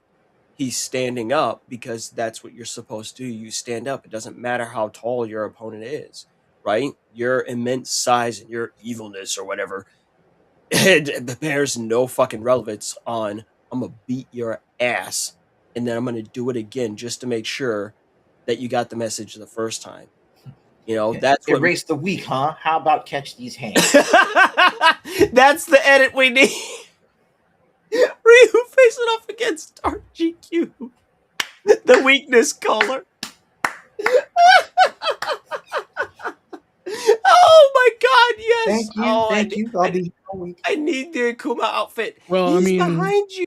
whenever we get the Gaming Academy video game, isn't it? Oh my god. Oh my god. Oh man. You'd be so evil because you know what the best part is? Because your evil aura would come off your head kind of looking like Super Saiyan mode. So it'd be like your hair is purple fire and it would work for me, right? You'd be like, oh, he's the worst. We got to take him out. He's over here. You're like, who is that? Is that Asian Prince? Oh, your ultimate is Purple Rain, right? It's just it's a painful attack. You're like, actually, it's acid rain mixed with grape Kool-Aid mix. Oh, it just looked cool. No, but no, it's such an important game. I think Alpha 2 is what actually locked in fighting game standardized mechanics. I do. And you know who my second biggest hero is? Sakura. Might shock the fuck out of people. She's one of my favorite fucking characters of all time. Because she has no formal training. And she has followed Ryu so much and studied everything that he does that much that she has taught herself how to fight. Because she got that warrior spirit. Right? She goofy as fuck, right? But she's committed. She's committed, and I have been waiting for them to move Street Fighter forward. See, I think personally that Street Fighter suffers the same stagnation that we talked about earlier with Halo. I personally believe that we need to take Ken and Ryu, move them into the Akuma and Goken type positions. I don't mean, hey, make these guys like, enemies of each other. No. What I'm saying is, Sean is Ken's student, right? And Sakura is, for all intents and purposes, Ryu. Those two are the proxies for them. Let them be the lead. Just see where the story goes with it. Explore the space. Like, don't stay so locked in. It's that Shoto style that people need, right? It wasn't that anything was wrong with Alex. It's that your defaults were these very accessible characters that you could get into and quickly learn, right? There's a reason why Chun-Li is always there. No, Chun-Li never gets cut. Everybody loves Right. Chun-Li, right? And that's that kind of same thing. Don't take Ken and Ryu away. Just kind of shift them around a little bit and let them grow as characters too. But that's a whole topic for a different day. You picked a great game, Ace. One of the Good. greatest. Yeah, my MCC for this is pretty straightforward. I went to my cousin's house over the summer and hang out with him, and he beat my ass 50-0 with Woo! Ouch. Akuma, and I picked Ryu, and I vowed after the summer I will kick your ass the next time I see you. That's the beginning of the hero of the villain arc. That's it. That's it. He got lit up 50 times and he said, I'm going to call the week. It was 50s. Yeah, it was. Oh, I was 0-50. I hated air fireballs for the longest time. He turned James into Ong Sabanur. Yeah, it was embarrassing. Couldn't do it. Oh my god. I love it. I love these stories. Oh, your lore is the best lore. Oh Jesus. I would show up. I would be there for the opening night of every release of these movies. Oh, you're like Black Adam. Oh my god. Oh, I need it. I need to be there for it. I'd be like, yes, I love him. Sign my shirt. So wait, Oh, Oliver, Lord. you mean to say that you would be the subject of the photo? I guess so. Don't let your grandkids find it. Oh, I was in bed before 10. Sure Okay, you so my game that I brought up, this is a weird one for me, right? I chose Scott Pilgrim when it dropped in 2010, right? Right where near when the movie came out of the graphic novel by Brian Lee O'Malley. Now, I'm going to try and be brief on this because I'm really interested to hear what everyone else has to say on this one. I think that Scott Pilgrim as a media property is one of the worst, most damaging things that happened to youth in that time period. Because I think there was some bad unintended messaging. Now, hear me out. I said unintended. I don't think Brian Lee O'Malley intended to go, hey, you should be like this guy. He didn't. That's if you read the graphic novel, it's kind of the point of Scott Pilgrim's an asshole, right? And a lot of his problems are problems of his own making, and it's not until he starts taking responsibility for his own shit that things start getting sorted out. But a lot of people didn't take that message away from neither that graphic novel nor from that film. So it was a real trip when one of the most absolute fucking banger beat 'em ups came along. As a licensed property, Scott Pilgrim versus the World, the game, has no goddamn business being as absolutely stellar as it is, right? These guys did their damn homework, okay? They understood the fucking assignment. You go in there, it's got a nice pacing to it, like, say, Double Dragon, right? But you got a little bit of River City Ransom fucking energy going on in there. You've got the stores to go into, buy stuff, upgrade your stats. Money falls out of people's asses, right? There's tons of video game Easter eggs and little punchlines hidden there and there. And of course, obviously, for a game that was just this amazing, I know too many people who go, no, Scott Pilgrim, that game, that's a part of my childhood.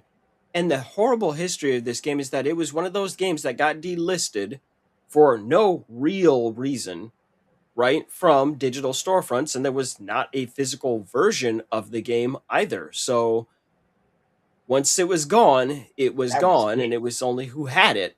If you had it, you had it. If you didn't, you didn't, and that was the fucking score. And somehow people they managed to get everyone to play nice again, right? Because of the variety of rights holders between this game it's excessive, right? You know, there's ties in with Universal Studios. You got to deal with Brian Lee O'Malley. I can't even remember who the hell developed this. I don't think it was Ubisoft, was it?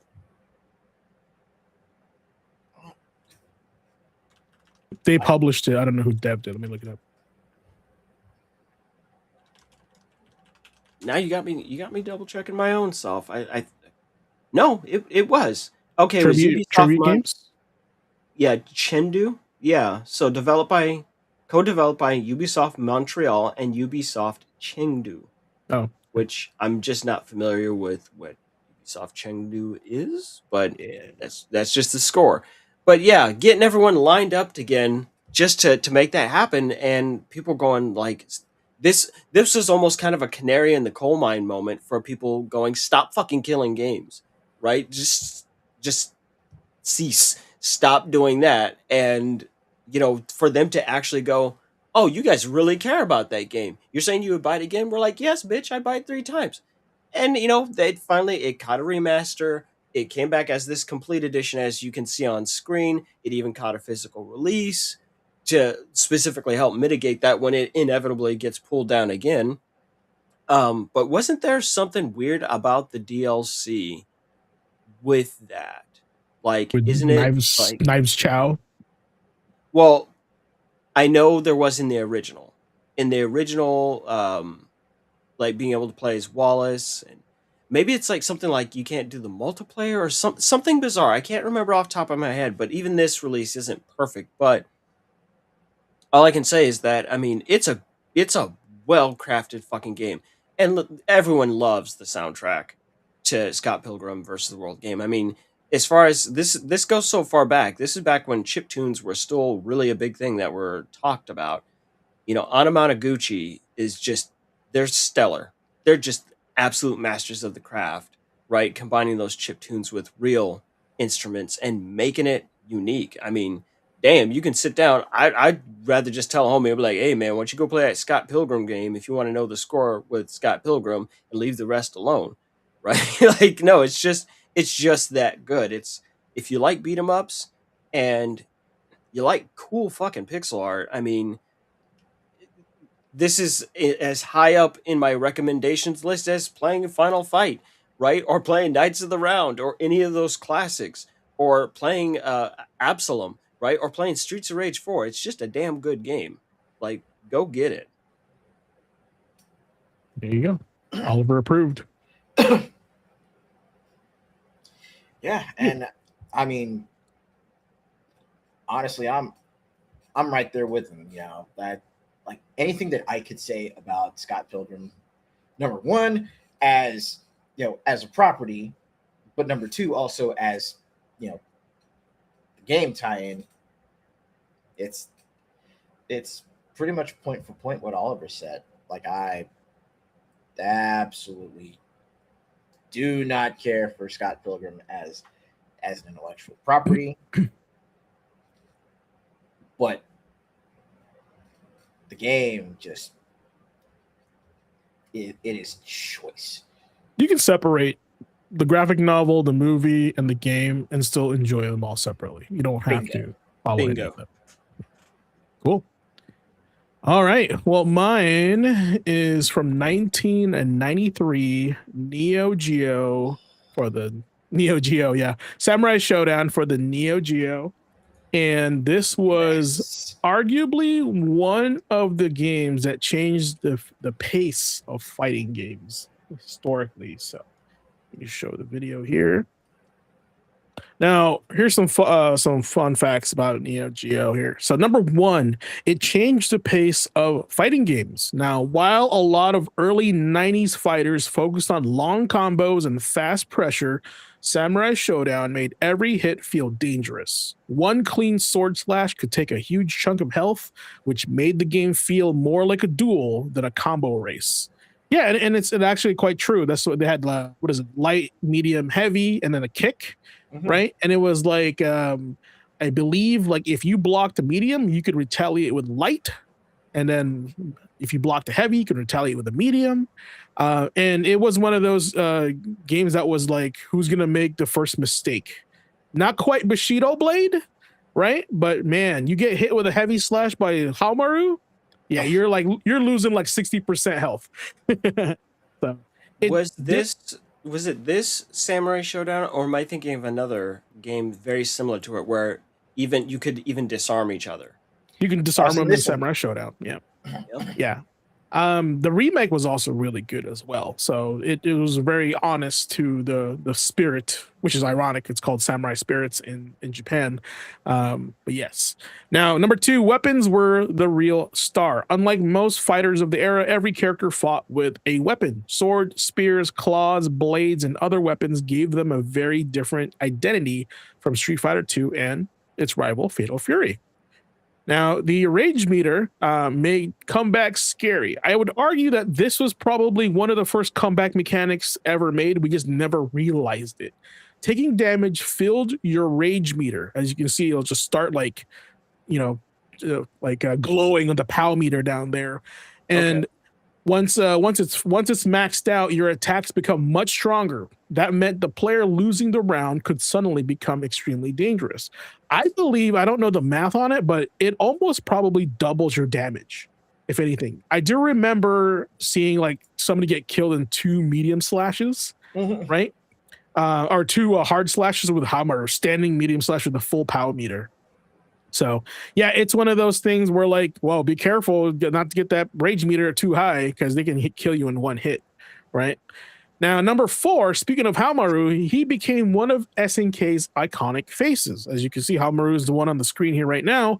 The wandering samurai inspired by classic Ronin archetypes became the face of the series and one of SNK's most recognizable characters alongside Terry Bogard, Kyo Kusanagi, and Mai Shiranui. Of course, he was one of the characters added in SNK versus Capcom because he is basically the face of Samurai Showdown. He is the Ryu of Samurai Showdown. And last, it had a serious arcade presence on Neo Geo hardware. Samurai Showdown stood out because of its huge character sprites, dramatic weapon clashes, blood effects, and zooming camera, which is very unique at the time. It felt like SNK was saying, fighting games don't all have to feel the same. This is how we're going to attract you at the arcade, right? Here it is. Samurai Showdown is the fighting game that top players, one clean hit, can say more than a 20-hit combo, just like we saw on the screen there. Perfect timing. So, well done, Haohmaru. Well done. Also, one of the coolest things about SNK games, their attention to detail. Remember last episode we talked about how like the KOF characters would respond to your characters getting hit or hitting someone? This one, when you scored a hit, the referee would flag you. Like a lot of people don't notice the referee because you're in combat, but the referee actually scores you when you get hit, when you hit something or take a hit. Super cool. Super cool. You know, even with the release date for this for 1993, this is just another one of those moments where, you know, I kind of go back, I talk about the ESRB formation and rating systems and things like that. This was a controversial game. People may not realize it, but even that little blood splatter, right, from getting caught by a weapon attack, that was a big deal in 1993. I just don't know. I think in the Super Nintendo version they made it white. Yeah, it wasn't like red. And the Sega one was red, but I think the Super Nintendo one they made it white, from my recall. And Oliver's correct. Like in the 90s, in the beginning of the ESRB, keep in mind, guys, games are classified as toys back in the day. I don't know if they're still the same now. They're probably different now, but they were classified as toys in the trading market. So if it's a toy and a kid's gonna buy it, what is it? Is it an adult toy? You know, mature toy, whatever, right? So that was mine for what is that? What for the 11th? All right, what we got? So Nick has one, which I actually think is super cool, but let's go ahead and have Ace cover that. One second. Nick, 1 second. I got one for you. I actually have a quick answer to that question. No, it was officially locked into place in 2011, right? Brown versus the Entertainment Merchants Association, right, in 2011 made video games protected speech under the First Amendment. The court explicitly stated that video games communicate ideas and social messages using familiar literary devices, characters, dialogue, plot, and music, and cemented their legal status as art and media rather than just toys. So there is an actual fucking moment where they changed it from toys to like a medium. Oh, cool. Yeah. So See, that's my job, dean of students. I go find that stuff out. Yeah. There we See what I go. mean, chat? We all have our own powers on the show. There you go. Can I listen? Look, if we're doing the evil version, can I be Destro? We're all just I gonna be love Cobra. Destro. I love Destro. He's the only smart fucking guy.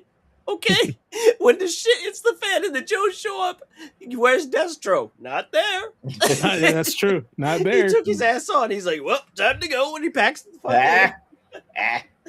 he's gone. Please continue. He's- Whew. But yeah, jolly old Saint Nick gave us a real banger for the 12th, though. I mean, just look at that cover art, man. Enough said.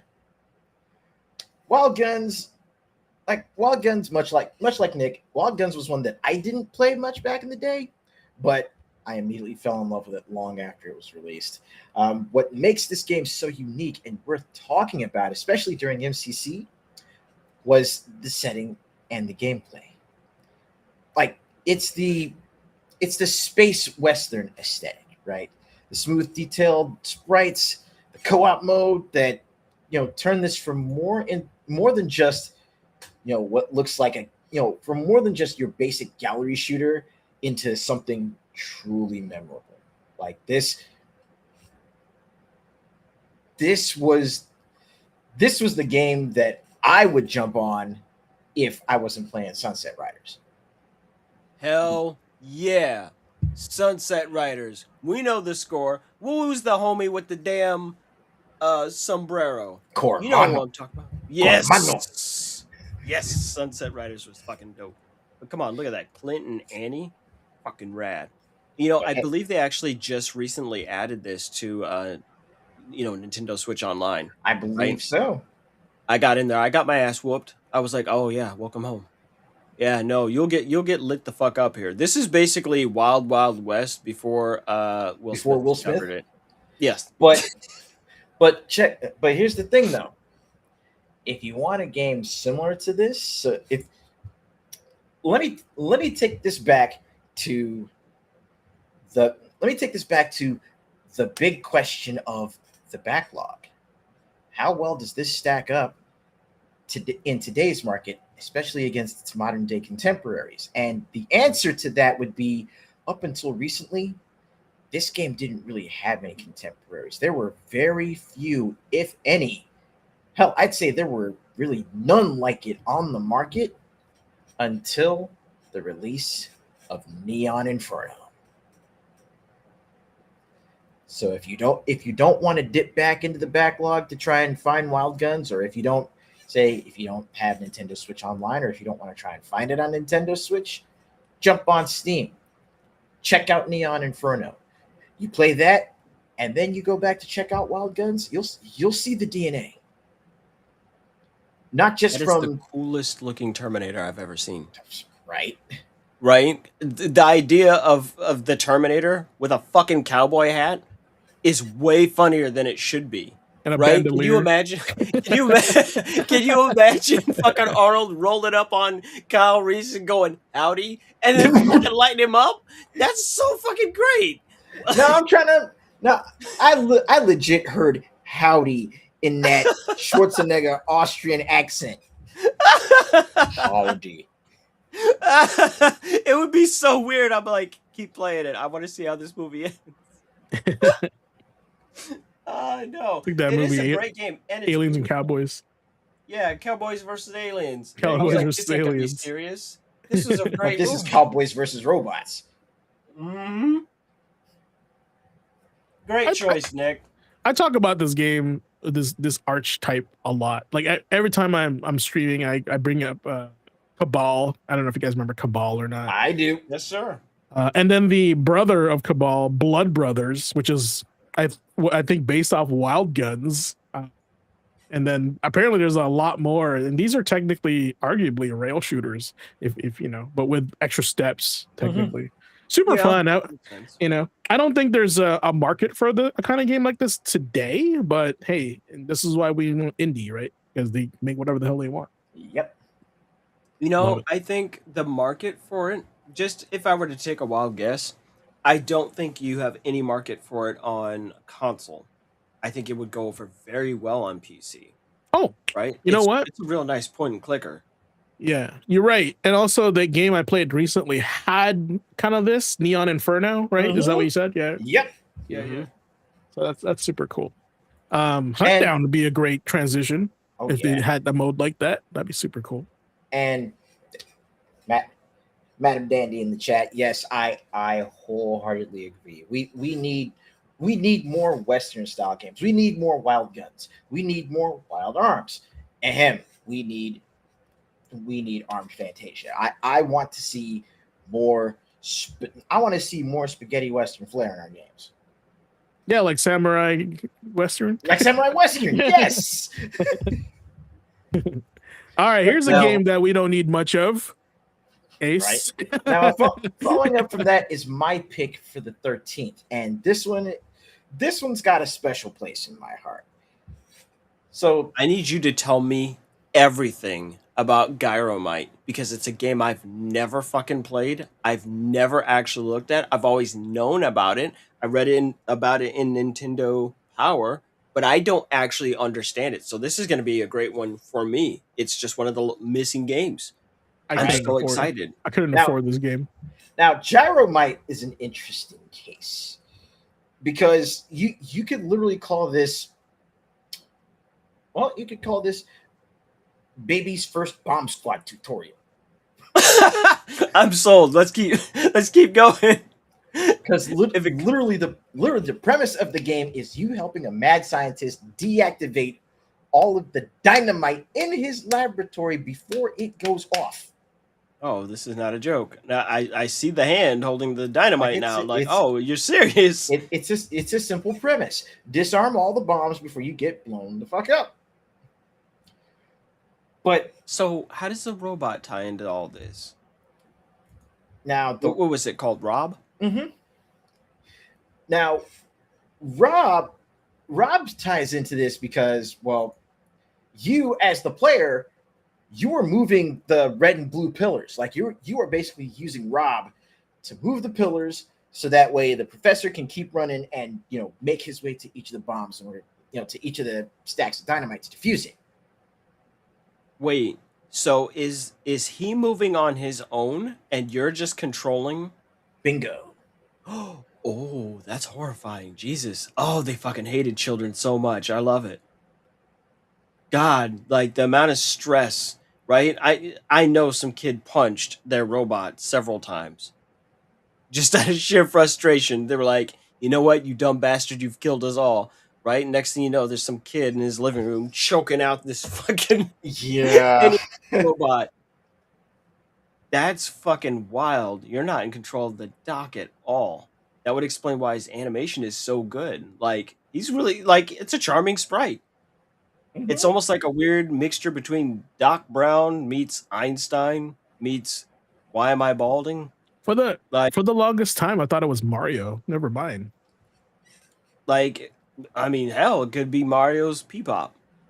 Not his dad, but, it's like Rick and Morty, except he's not a fucking alcoholic. Right. But Go on, Rick. But my Gyromite is quite literally the very earliest video game I remember seeing on the Nintendo, let alone playing. I mean, it was around this same year where my uncle got his hands on a ColecoVision with a couple of classics, but the very first one that he had opened that Christmas was the NES bundle with Rob that came with Gyromite and with Mario, Duck Hunt, and World Class Track Meet. So just thinking back to this game, it's like literally if I were to trace my earliest memory and the very first game that actually not even got me into gaming so much as just into the whimsy, the quirkiness, the fun of the medium, of a medium that wasn't simply cartoons, that wasn't simply static animation, but interactive animation. Like that was Gyromite was the seed that literally originated the forest of my imagination and of my love of gaming. Definitely ahead of Just- its time. Just looking at this footage of how it works, this is probably one of the most incredible things Nintendo has ever done. Yeah. And this is so much bullshit. Like, I'm mad. I'm mad watching the robot. I'm like, move faster, bitch. It's 2026. He's like, sir, I was made in 86. He said, look, he's like, I don't have to do this shit. I got wife. I got kids. He's like, I got a fucking mortgage, man. Like, this is all I can give after 40 years. He's got me messed up right now because he's trying. Oh my God. It looks Games like are a slower swamp. back then, that's for sure. That goddamn little old robot's still trying. He's like, I got it both. Right? He's like John Coffey in the Green Mile. Yeah, I'm tired. boss. Oh my god. I'm Oh my tired, boss. Oh, he's so exhausted. I feel like we should just remake him, right? Just so we can help the brother out. Like, you know what? We can rebuild him. It'll be like the $6 billion bot. It'll be fine. I'll call up Palmer Lucky. He would help. I know he would. Let's talk about Sleeping Dogs. Look, I'm gonna keep it short, sweet, brief. Sleeping Dogs is lightning in a fucking bottle. It is easily one of the greatest games made in the 21st century. It may be one of the greatest games ever made. It is incredibly emotionally captivating. Its narrative is rich and complex, right? You are an undercover cop and trying to figure out where the line is between doing your job, keeping your cover, versus breaking law. Oh, it gets real weird, right? So I believe that Sleeping Dogs started off as it was going to be a sequel to the True Crime series. And then they kind of just turned it into its own thing. It was developed by United Front Games, who unfortunately is no longer with us. This is the same company that did Mod Nation Racers, right? When Little Big Planet was in its heyday, right? And Sony was pushing the play, create, share vibe. So that's basically who your developer is. But especially after we just came off of Batman Arkham Asylum, and that really getting people's attention with fights can be better. These guys took that and made it better. Easily the most famous thing about Sleeping Dogs would be the just straight up environmental interactables, right? You'll take a dude and slam him into an air conditioner unit, and that's not a pretty sight, right? You grabbing enemies up, pulling them where you want them to be, really engaging in a fight. And I hate to break it down for people like this, but a lot of times that's how a real fucking fight happens. It's not some weird choreographed shit that you've seen. Usually quick and ugly, and they look dumb as shit. Anyone who's gotten into a real fight, oh no, anything you can to get leverage on someone or on the situation, you're gonna take it. And Sleeping Dogs does a great job of emulating that. Just right then, we just saw Wei literally just break that guy's leg. Why? Because it's going to give him the advantage. That's why. So they took the strength of the free flow combat system from the Arkham games, the same counters, the same switching targets, the works, but then, hey, take that guy, shove him up against a fucking wall, stun him, incapacitate him, punch him in the fucking kidneys. You're doing crazy shit like that. Then on top of it, they make a very, very fun GTA light nature of it. So instead of, oh yeah, the world is actually as big as the square mileage of Venezuela. No, Hong Kong, and it's nice, it's tight, it's very cozy, right? It's not cramped, right? You can do crazy shit, but you're climbing up outside the car, right? When you get into a fight with somebody or some shit goes down, you might have to kidnap somebody in Sleeping Dogs. You're like, oh, you getting in the trunk. And next thing you know, you driving down the street, right? Listening to Vanessa Carlton, well, some guys in the trunk. Here you go. I'm making my way downtown. You're doing it. No. You're like, this is the best fucking game ever. You're just going, and sadly, we just haven't been able to follow it up. Even though it came out original on the PS3, we did get a definitive edition on the PS4, and God, it used to be for like every year. Towards the end of the year, I would stream Sleeping Dogs because every time you revisit it, it's just a good time, and I always recommend it. It is the game that feels like how the 2D beat 'em up should have gone, the direction it should have moved in naturally instead of Final Fight streetwise. Oh, you had to bring that up. Yeah, if I had to say it, I had to be the guy.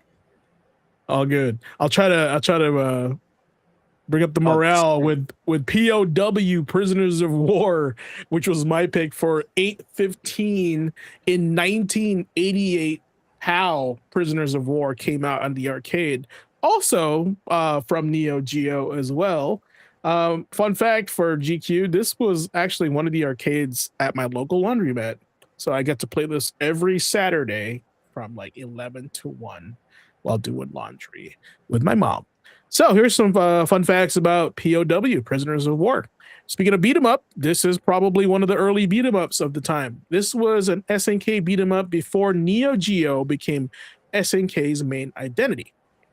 Now, POW, Prisoners of War, was released by SNK in 1988 before the Neo Geo era fully defined the company's arcade legacy.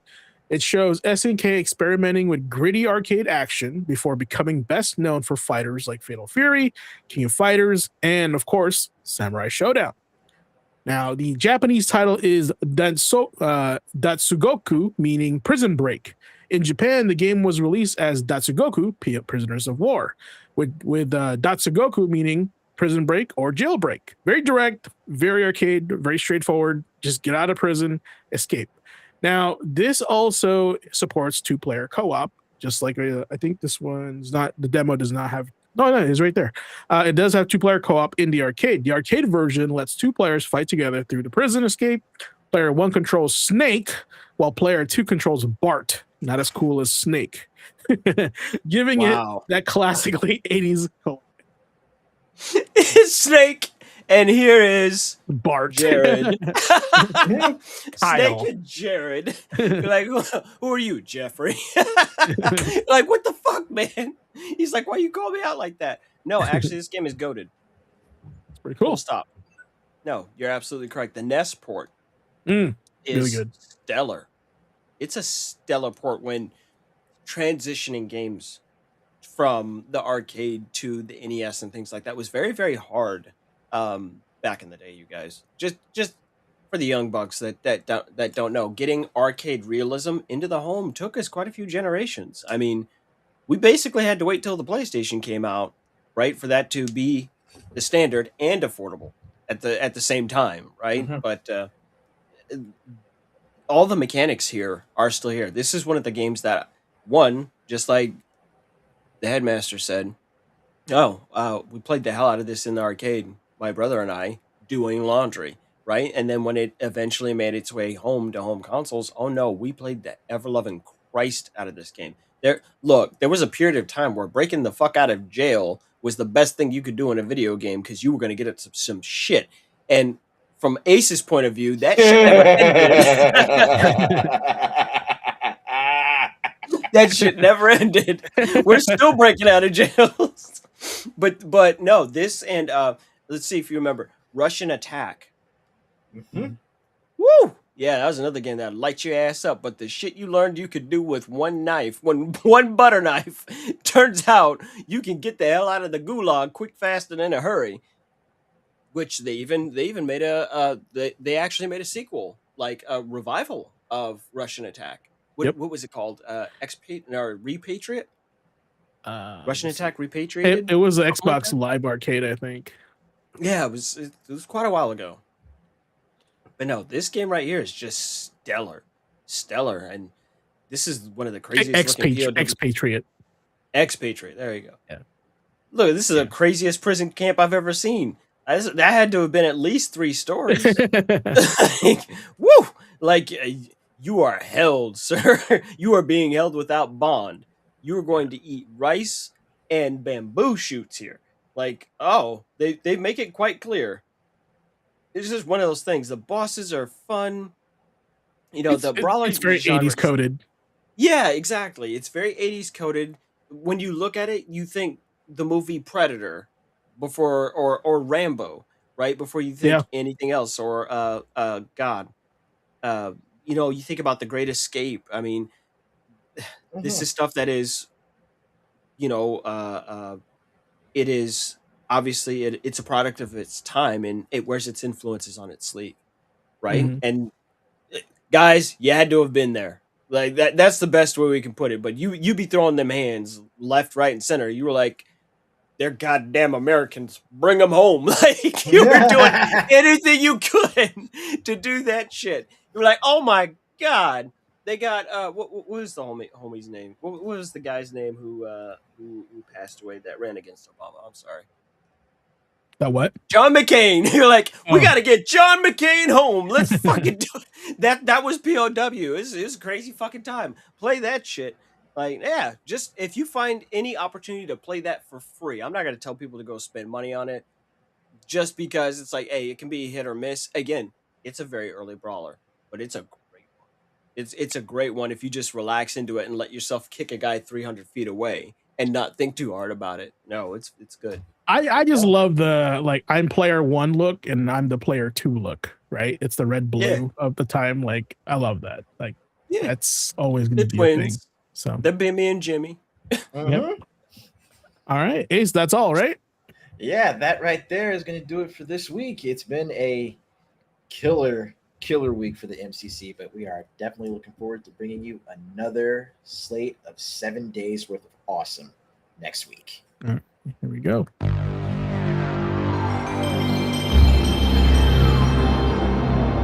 Actually, this is probably more appropriate.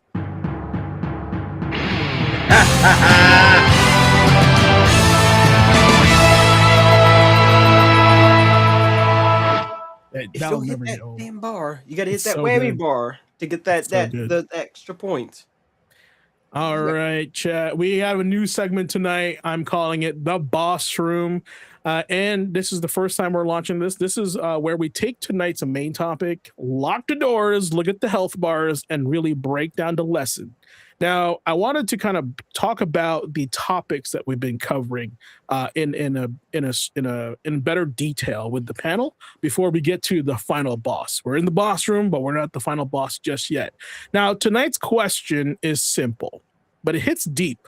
What did this game leave behind? Because, not every game's legacy is measured by sales numbers, right? Or awards or how loud the launch was. Some games leave behind memorable mechanics. Memories, of course. We talk about Memory Card Chronicles, right? Communities, right? Genres and lessons. That's the whole point of Gamer Quotient Gaming Academy. Some games leave behind a spark that shows up even later in something different, maybe something relatable, something close. So tonight we're going to ask the faculty, we're going to ask you in chat to participate. What makes a game matter after the credits roll? All right, panel, I want to just ask you guys here. The first question that I want to bring up is, what game do you feel left the biggest impact on you personally? Right? And we'll go from the bottom up. Oliver, take it away. Oh, I Ace can start. oh no. Look on Oliver's screen. Oh, Mega Man. Okay. Which one? 2? I'm assuming 2.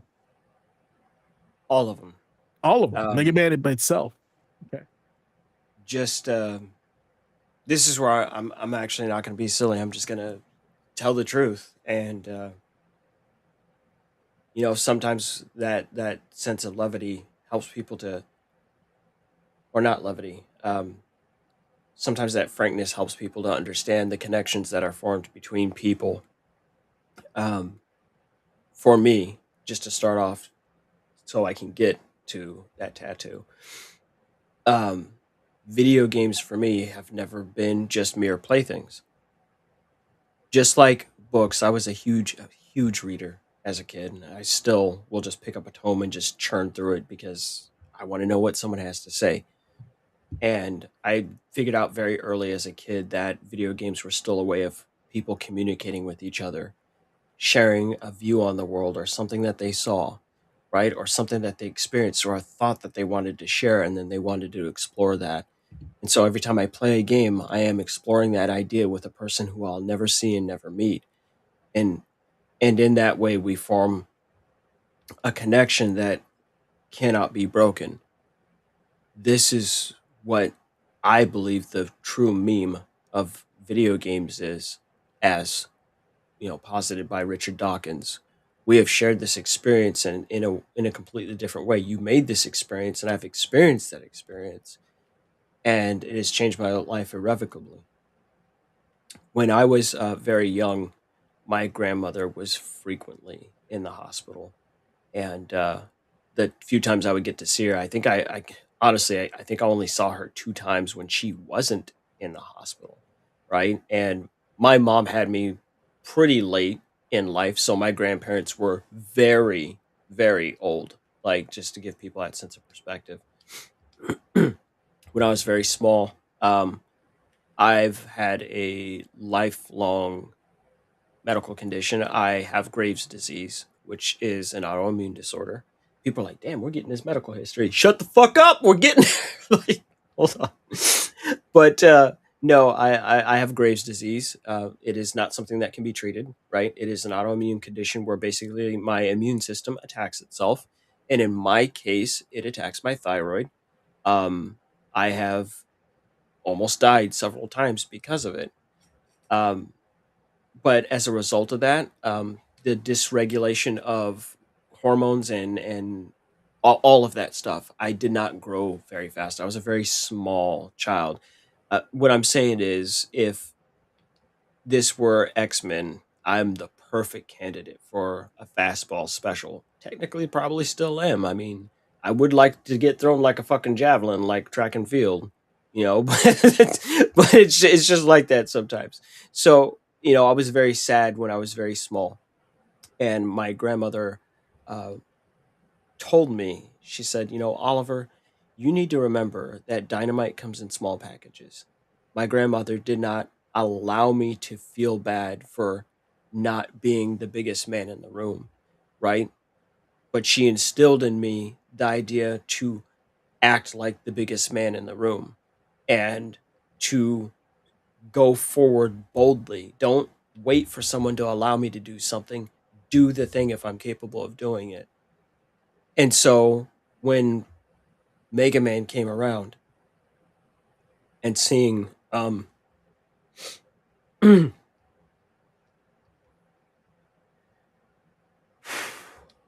smallest robot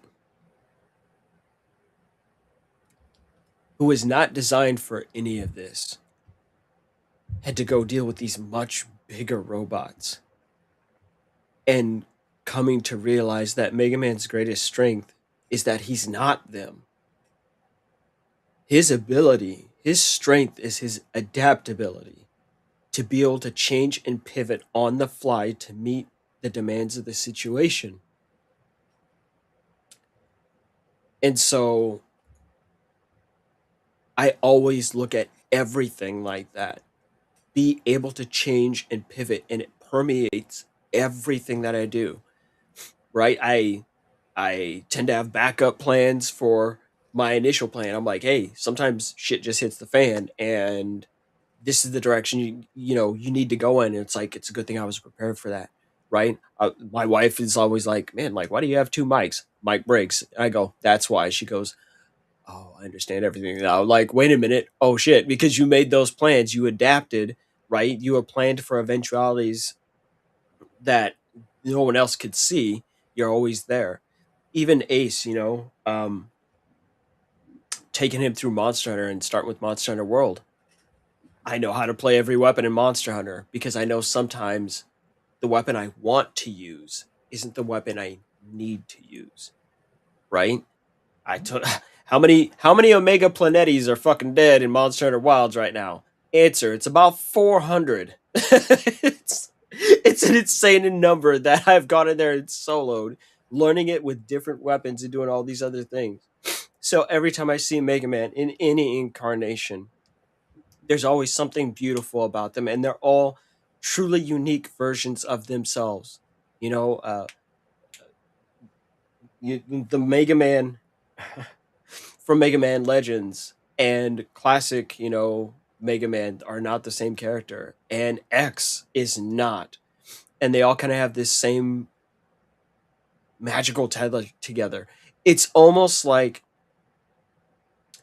Spider Verse, right? Where all these Spider-Men are different from each other, but they still have some really common threads that allows them to do what they do.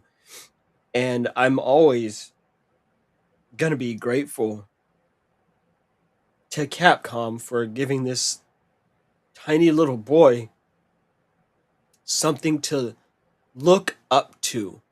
My hero doesn't look like me. My hero is a fake fucking robot that is not even designed for fighting, right? He wasn't supposed to be doing this at all, and that's the stuff that matters to me. It sticks with me. It carries me on now, and even still, every year, the night before my birthday, I sit here with my son, and we play Mega Man 2 from start to finish. Every year, we've been doing that. We've been doing that since 2020. Just because it helps me to remember who I am and where I come from, and that I can be dynamite in a small package, just like the Blue Bomber. So that's what I have to say. All right. Thank you, Oliver. Appreciate that sharing that. Ace. Yeah, for me, game that I would definitely say has left the biggest impact on me is, I guess you could actually call this one another Oliver special, but for me, dollars to donuts, it's Chrono Trigger. Now, Chrono Trigger has done so much in terms of just forging me as an individual because, from a, as a creative, as someone who considers themselves a lifelong storyteller, there's something truly magical about how Chrono Trigger is constructed as a story, and how it reminds the player that, how it reminds you that there aren't just consequences to your choices, consequences to your actions, but it shows that the more you put into taking positive action, the more that you put into taking sustained action to better yourself and your surroundings, those results will bear fruit. Those actions will bear fruit. And sometimes the greatest thing you can do is do something right now so that someone far beyond your time can benefit from the fruits of your action. Plant that tree today so that those that come after you can benefit from the shade. And just knowing, having that concept instilled in me, having that code instilled in me that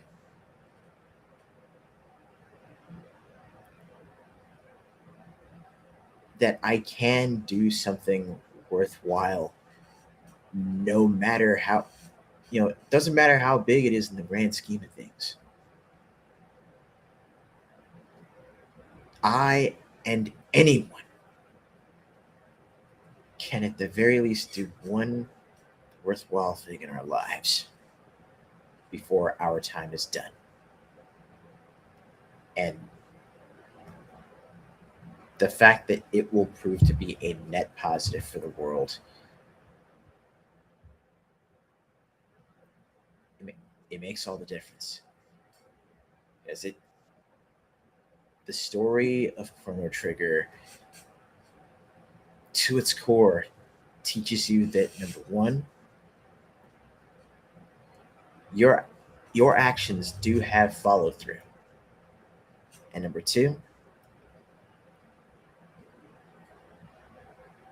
it teaches you that you are enough. And for so much of my childhood, I had actually been made to feel in a lot of ways like I wasn't, like I never could be. There was always some bar that I just would never be able to live up to, simply by virtue of being who I am.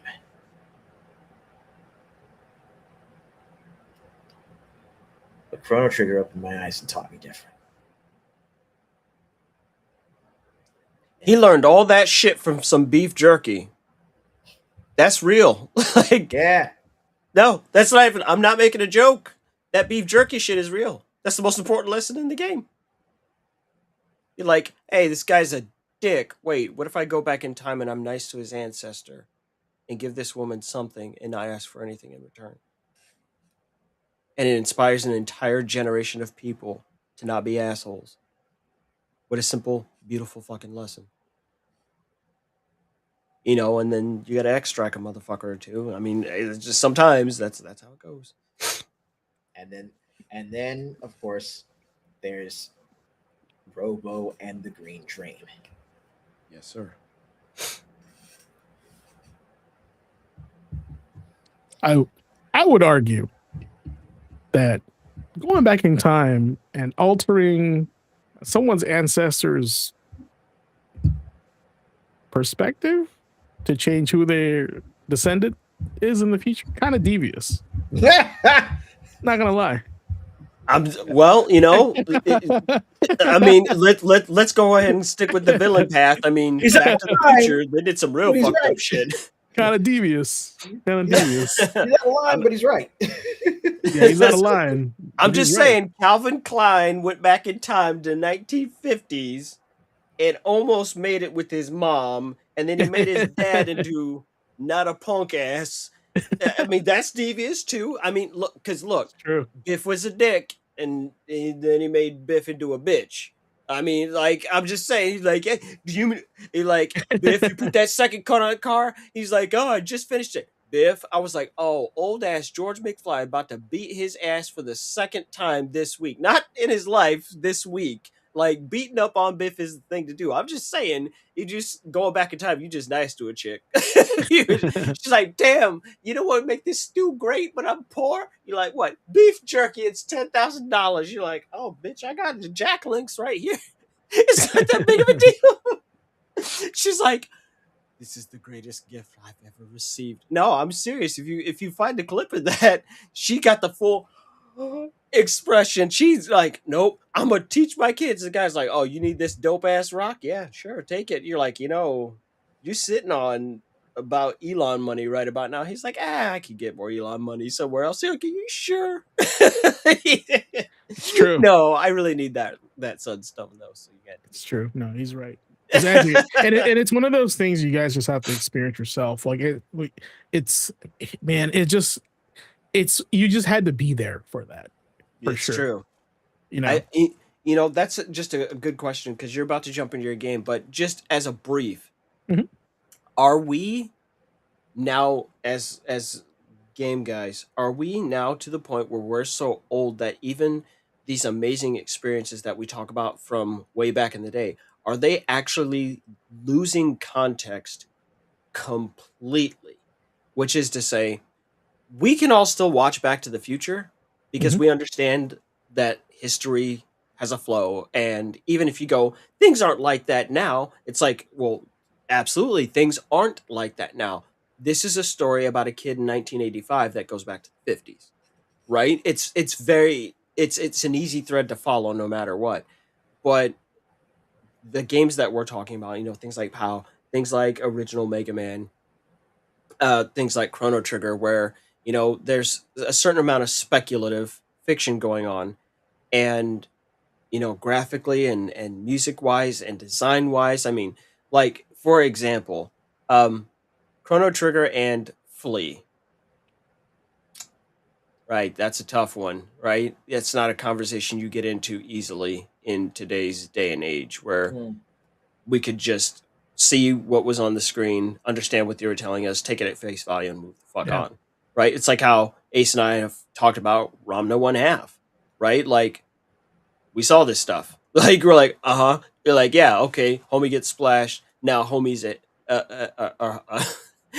homie's a her. Oh, okay. And that guy's a fucking panda. You're like, what does that bitch turn into? Oh, the one named Shampoo turns into a cat. Somehow we kept track of all this shit quite well. And that right there, everybody want to beat this guy's ass. Who's that? Ramna. You're like, the chick? Yeah, but it's also that guy too. And the woman named Shampoo wants to marry him, and she's from China, and you got a dude over here named Ryoga, and he has no clue where the fuck he is, which, by the way, his voice actor just died. Oh, really? Yes. Isn't that Christopher Sabat or whatever? I Right. No. think so. No, not Chris. No, what is Not Chris Sabat. I think I literally saw it earlier today too. Michael Donovan. Michael Donovan. Dang. Yeah. Michael Donovan for the localization of that. So he just passed away, and that's really sad. No, and you're like, that guy doesn't even know where the fuck he is most of the time. That's not a joke. That's just the guy. He doesn't know where the fuck he is, but he knows he needs to beat Ramna's ass wherever he is. I'm gonna light you up, right? And also, he turns into a pig, and he is Ramna's girlfriend's pet, but she doesn't know that. And we kept track of this shit. It works very easily. You're like, yes. This is what I mean by what I just said. Like that whole little mini Ramna thing. It's like, that's what? Right? Like, I think we may be hitting this weird thing where the media that we connected with, it will literally have not just a hard time landing with a more modern audience, but it may completely skate them by because our context of time is that much more removed from theirs. It's Yep. really what I'm getting at. I think so. I think it's like the earlier portions of our references may be like just going over their heads, right? But like the ones that are like maybe in the early 2000s that can still hit pretty well, right? But it's just if you go too far back, then be like, if we say like, oh yeah, back in the day there was paid phone booths, I'm like what? Like stuff like that. Pushing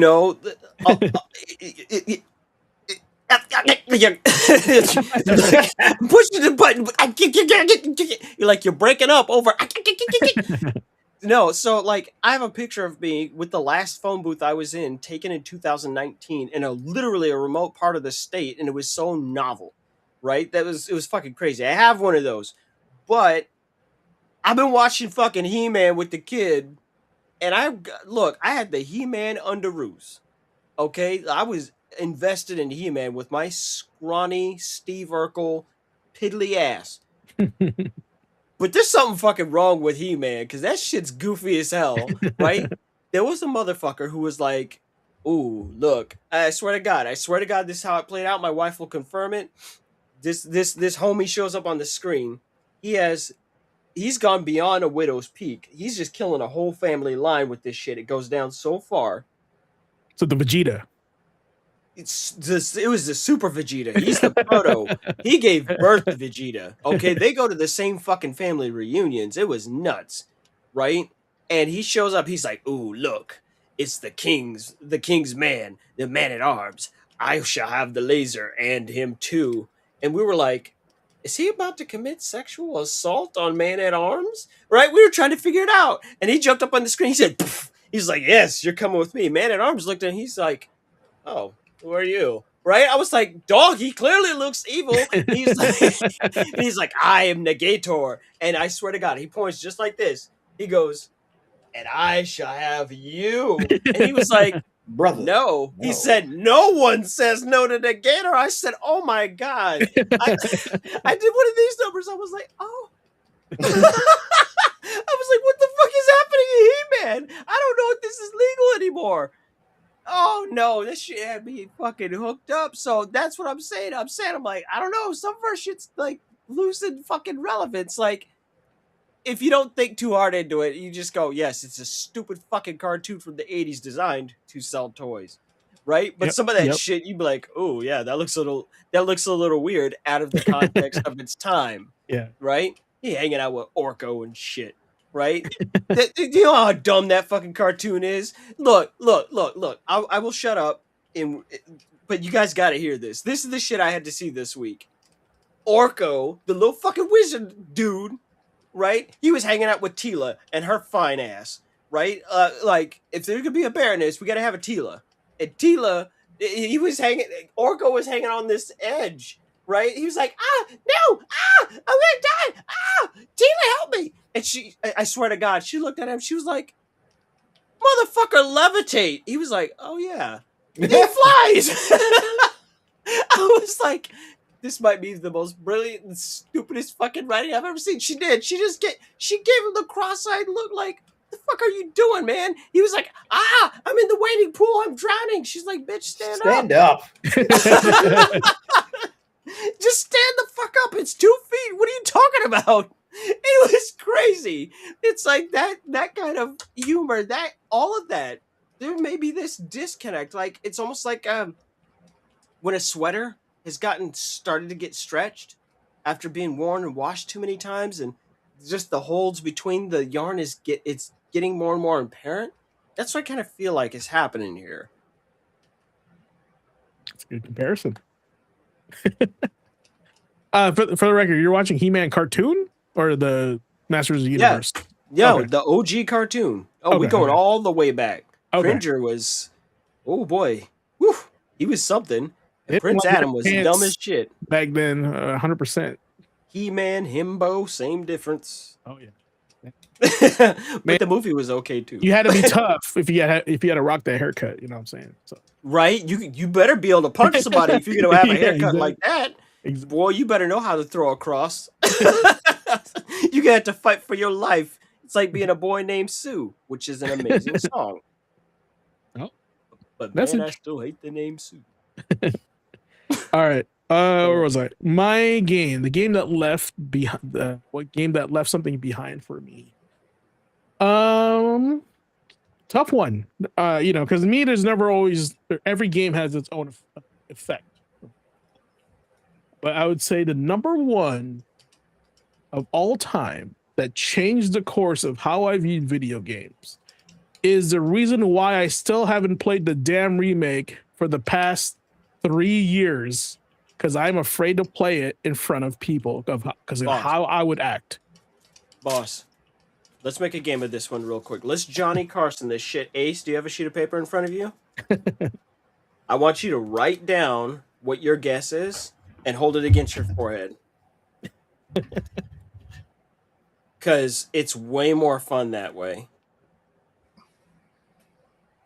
I'm going to try and think of the dumbest fucking game I can think of. And then when he's done, we reveal what it is. I wrote something down. Okay, go. Because you hyped it up. Now I'm excited. Who, me or Ace? Yeah, no, you. Oh, me. Okay. Yeah. Well, Would if you Ace is ready or not. I don't know if Ace is ready. Are you ready, Ace? He's still writing. There's a lot of words. Okay. Oh my god, that's a big piece of paper. Got bills on it too. This man brought it as an electricity bill. Okay. Andre Venom I just got found- it right. I just found the closest. I just found the closest piece of paper. Okay, here we go. The game is on PlayStation, and that game is Final Fantasy VII. Wow, I was so fucking far off the mark. Jesus. Okay, Ace, you go first. Okay, Oh, he got it. wow. He got it. He knows his boy. He got Don't it, worry, I said something fucking turbo stupid. yeah. Is it Super Dodgeball? I said fucking Ninja Crusaders. Oh my god. Dude, I remember. Is that the game made by Sammy? Yes, sir. Yes, I got it right. I got it right. Fucking Ninja Crusaders is awesome. It's It so is weird. good. It is good. Yeah, I feel like this is kind of a given because it affected a lot of people because of just the type of game it was back then. But I'll kind of like gloss over like its technical prowess, how it was supposed to be on the N64, but it went on the PlayStation instead because of all that drama with Sony and Nintendo. This is the first game that made GQ Asian Dude cry. Yes, cry. Over a loss of a fictional character that you don't get to play anymore after the villain kills her off. Spoilers. Yes, the death of Aerith made me cry because you've had her for so long. You were attached to her. You're like, this is my girlfriend, right? And then homie Sephi just takes her away and just walks away smiling and trolls you for the rest of the game. And you've never hated a person so much in a video game. And in the end, it is the best fucking fight because you feel so satisfied that you're like, I got revenge. I finally got, revenge for Aerith. And, I have peace now. But this game, I was like stunned when that scene happened. I was like, I think I was even more stunned. I'm like, no way. I can't pick her. I can't add her. Like I lost somebody in this game with Final Fantasy VII. Now I'm going to fast forward a little bit. And I've been talking about this on my streams. I've been such a bitch of playing Final Fantasy Remake because I am so afraid of how I would act hearing my characters talk and have emotion. Because that's what I wanted back in the day. I was like, I want to hear Cloud talk to Barrett. I want to hear Barrett like just talk shit to Cloud. I want to see Tifa and Cloud's conversation on top of that water tower. Right. And I want to hear them. I want to feel it. And I just feel like I would have to like play that game slowly and just take it all in. And even, I would be like, excuse me, Chad, I'm getting so choked up right now. I can't play. Even talking about it right now, I'm like almost getting kind of like, choked up by it because of like, oh my gosh, this is a game that means something to me because it elicited an emotional response that it never ever before in my life has ever happened. In a hobby that I really appreciate, in a throng of games I've played, that was the first game that did that and hit. Right? So yes, Final Fantasy VII, the death of Aerith really locked in where what that game left behind. One is an appreciation for all your characters that you have in your RPG party that you may not ever get ever again. Two, it stunned me it almost paralyzes me to play the new game because of how high I set the bar in my brain, right? What if they sound stupid? What if they're not exactly what I thought they were? I've avoided so much gameplay and so much story of Final Fantasy. I don't even know the ending of Remake, the first one, right? People try to spoil it for me. I'm like, oh, whatever. I don't want to hear it. Like, I've been dodging that game so hard. And I've told chat many times that, hey, chat, is this going to be the year? Am I going to be playing Remake? And every time I look at that damn box, I'm like, oh man, I don't know. It scares me, right? And I never say that about a video game, but I'm deathly afraid of playing that game and going, oh my God, this is so stupid. Right. But at the same time, it is my own final boss that I'm dealing with. I want to be able to experience it for myself, and through me, not through another lens. Right. Because I think that's what's important when you experience video games, especially if they're leaving something behind for that. So that's my game, and hopefully I get to even play this year. So, Remake wise, I only have the the like the deluxe, like the chunky box one on 7 remake, and I haven't bothered with the rest. Here's what I'll tell you without spoiling anything or ruining anything. The best thing about 7 remake, just that whole thing where you're in Midgar, is it was really cool to see them expand upon Midgar, right? Just what's going on in that city, what it's like above the plates, what it's like below the plates, Mhm.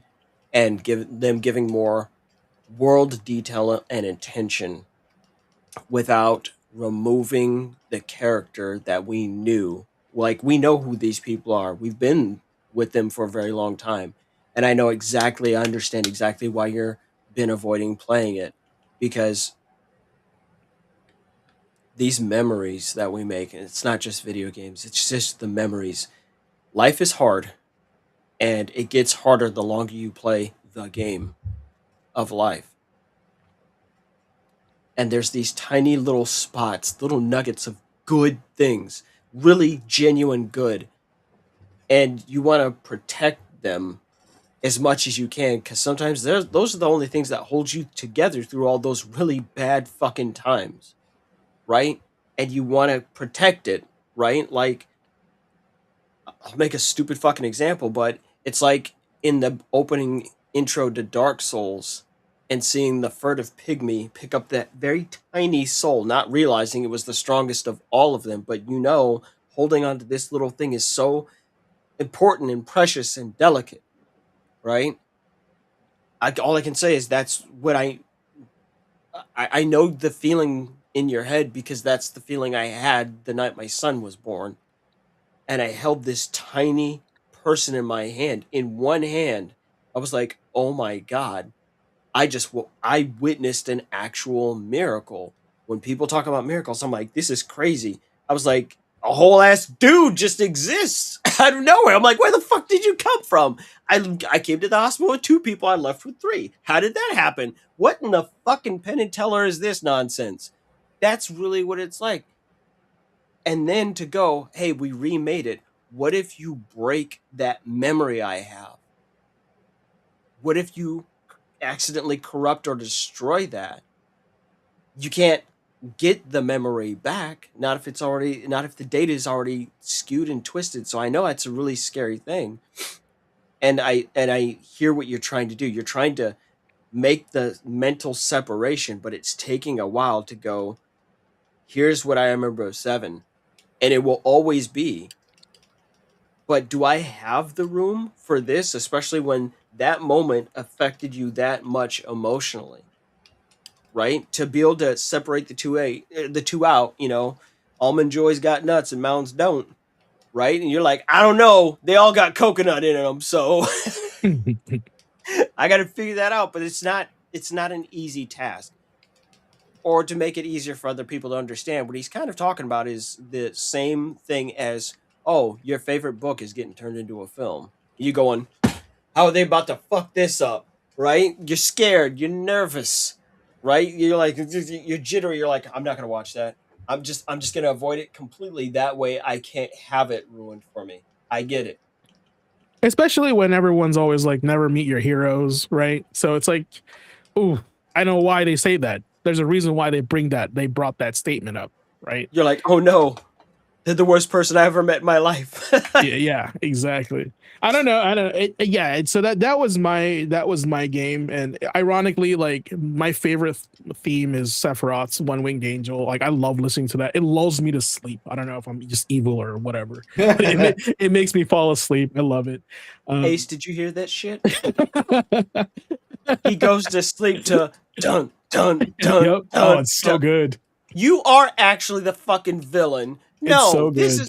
is Doctor Strange, Multiverse of Madness. You Sinister Strange, but you hiding. Show us your third goddamn eyeball. You bullshitting me right now. Fucking villain music. What the fuck is this? Just because I'm a bad guy doesn't mean I'm a bad guy. Well, he said it. He said it. What the fuck did you do with good GQ? Oh my god, I know he has a fucking mane like Fabio. I know it. Oh my god, he looks just like Fabio on the fucking cover of goddamn Iron This is Sword. You're like, yeah, this is amazing. this is my Destro mask. I take it off. Actually, I have hair underneath this. Oh man, All right. he's on some villain shit. Oh, All right, I love that it. points us here, guys, to the last portion of the show. We finally did it. We're here. We're at the final boss now. You even have the laugh. Damn it! Oh yeah, I cannot See? deny the allegations. We're all here. All right, class, we did it. You trained, you've leveled up, you've taken the hits, you've learned the pattern. Now it's time to face tonight's final boss. And tonight's final boss asks one simple question: what did this game leave behind? Right? So while I'm doing that, now type in some games in the chat that, what games did what left behind for you, and what and why, right? What did this game leave behind? Not how many copies it sold, not how big was the launch, not how loud of the hype, not how many awards it won. But when the credits rolled for you, when the console turned off, when the next big game came along and the world moved on, what stayed? Because every game ends. And at some point, the final boss falls. Now, the last cutscene plays, the save file stops growing, the controller gets put down, but some games don't really leave us. They leave a song in your memory, maybe a mechanic in your hands, or a character in your heart. It could also be a lesson you still carry many years later, right? That, my friends, is legacy. And legacy is different from popularity. Popularity is the launch window. Legacy is that echo. Popularity is everybody talking about the game when it arrives. Legacy is somebody years later saying, that game changed me. Some games are remembered because they were massive. They sold millions. They defined a generation. They were impossible to ignore. But other games leave their mark quietly. Maybe they were overlooked. Maybe they were ahead of their time. Maybe they were flawed, strange, or even misunderstood. Maybe they didn't even dominate the sales charts. But they inspired something. Could be a new mechanic, Souls mechanic, right? A new genre, a new style, grew a community, or maybe even simply just a conversation. A player who saw games differently after playing it. That is what matters. Because the game's legacy is not always measured by the numbers, but sometimes it's measured by what awakened it, or what it awakened in a lot of people. Think about the games that shaped you, not just the ones you beat, the ones that stayed. Think about the game that taught you patience, or the game that taught you teamwork, or the game that taught you how to lose and try again. Stuff we've covered here on the show. Maybe it was a game that you care about the characters who never existed. That's me. We just talked about that. Or the game you played with your brother, your cousin, your friend, your parent, or even your child. That game found you at the exact right time of your life. Those games leave something behind.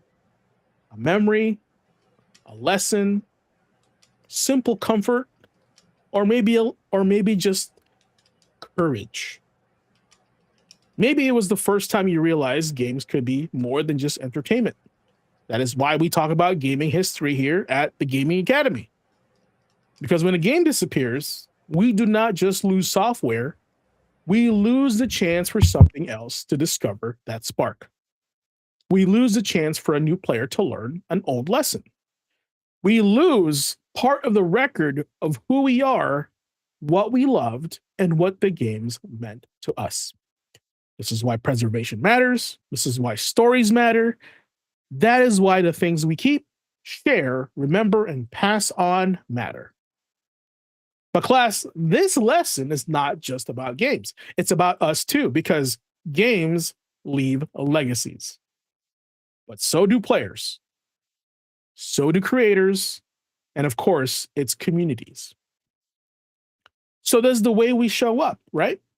You showing up matters a lot. When people play with you, what do they remember? Do they remember someone who made the lobby better, someone who helped the players learn, someone who brought patience, laughter, energy, and respect, or someone who just made the game more fun by just being there? Or do you remember their ego, the toxicity, someone who cared more about winning than the people on the team? COD lobbies. A legacy is not only built in big moments, it's built in the small ones too.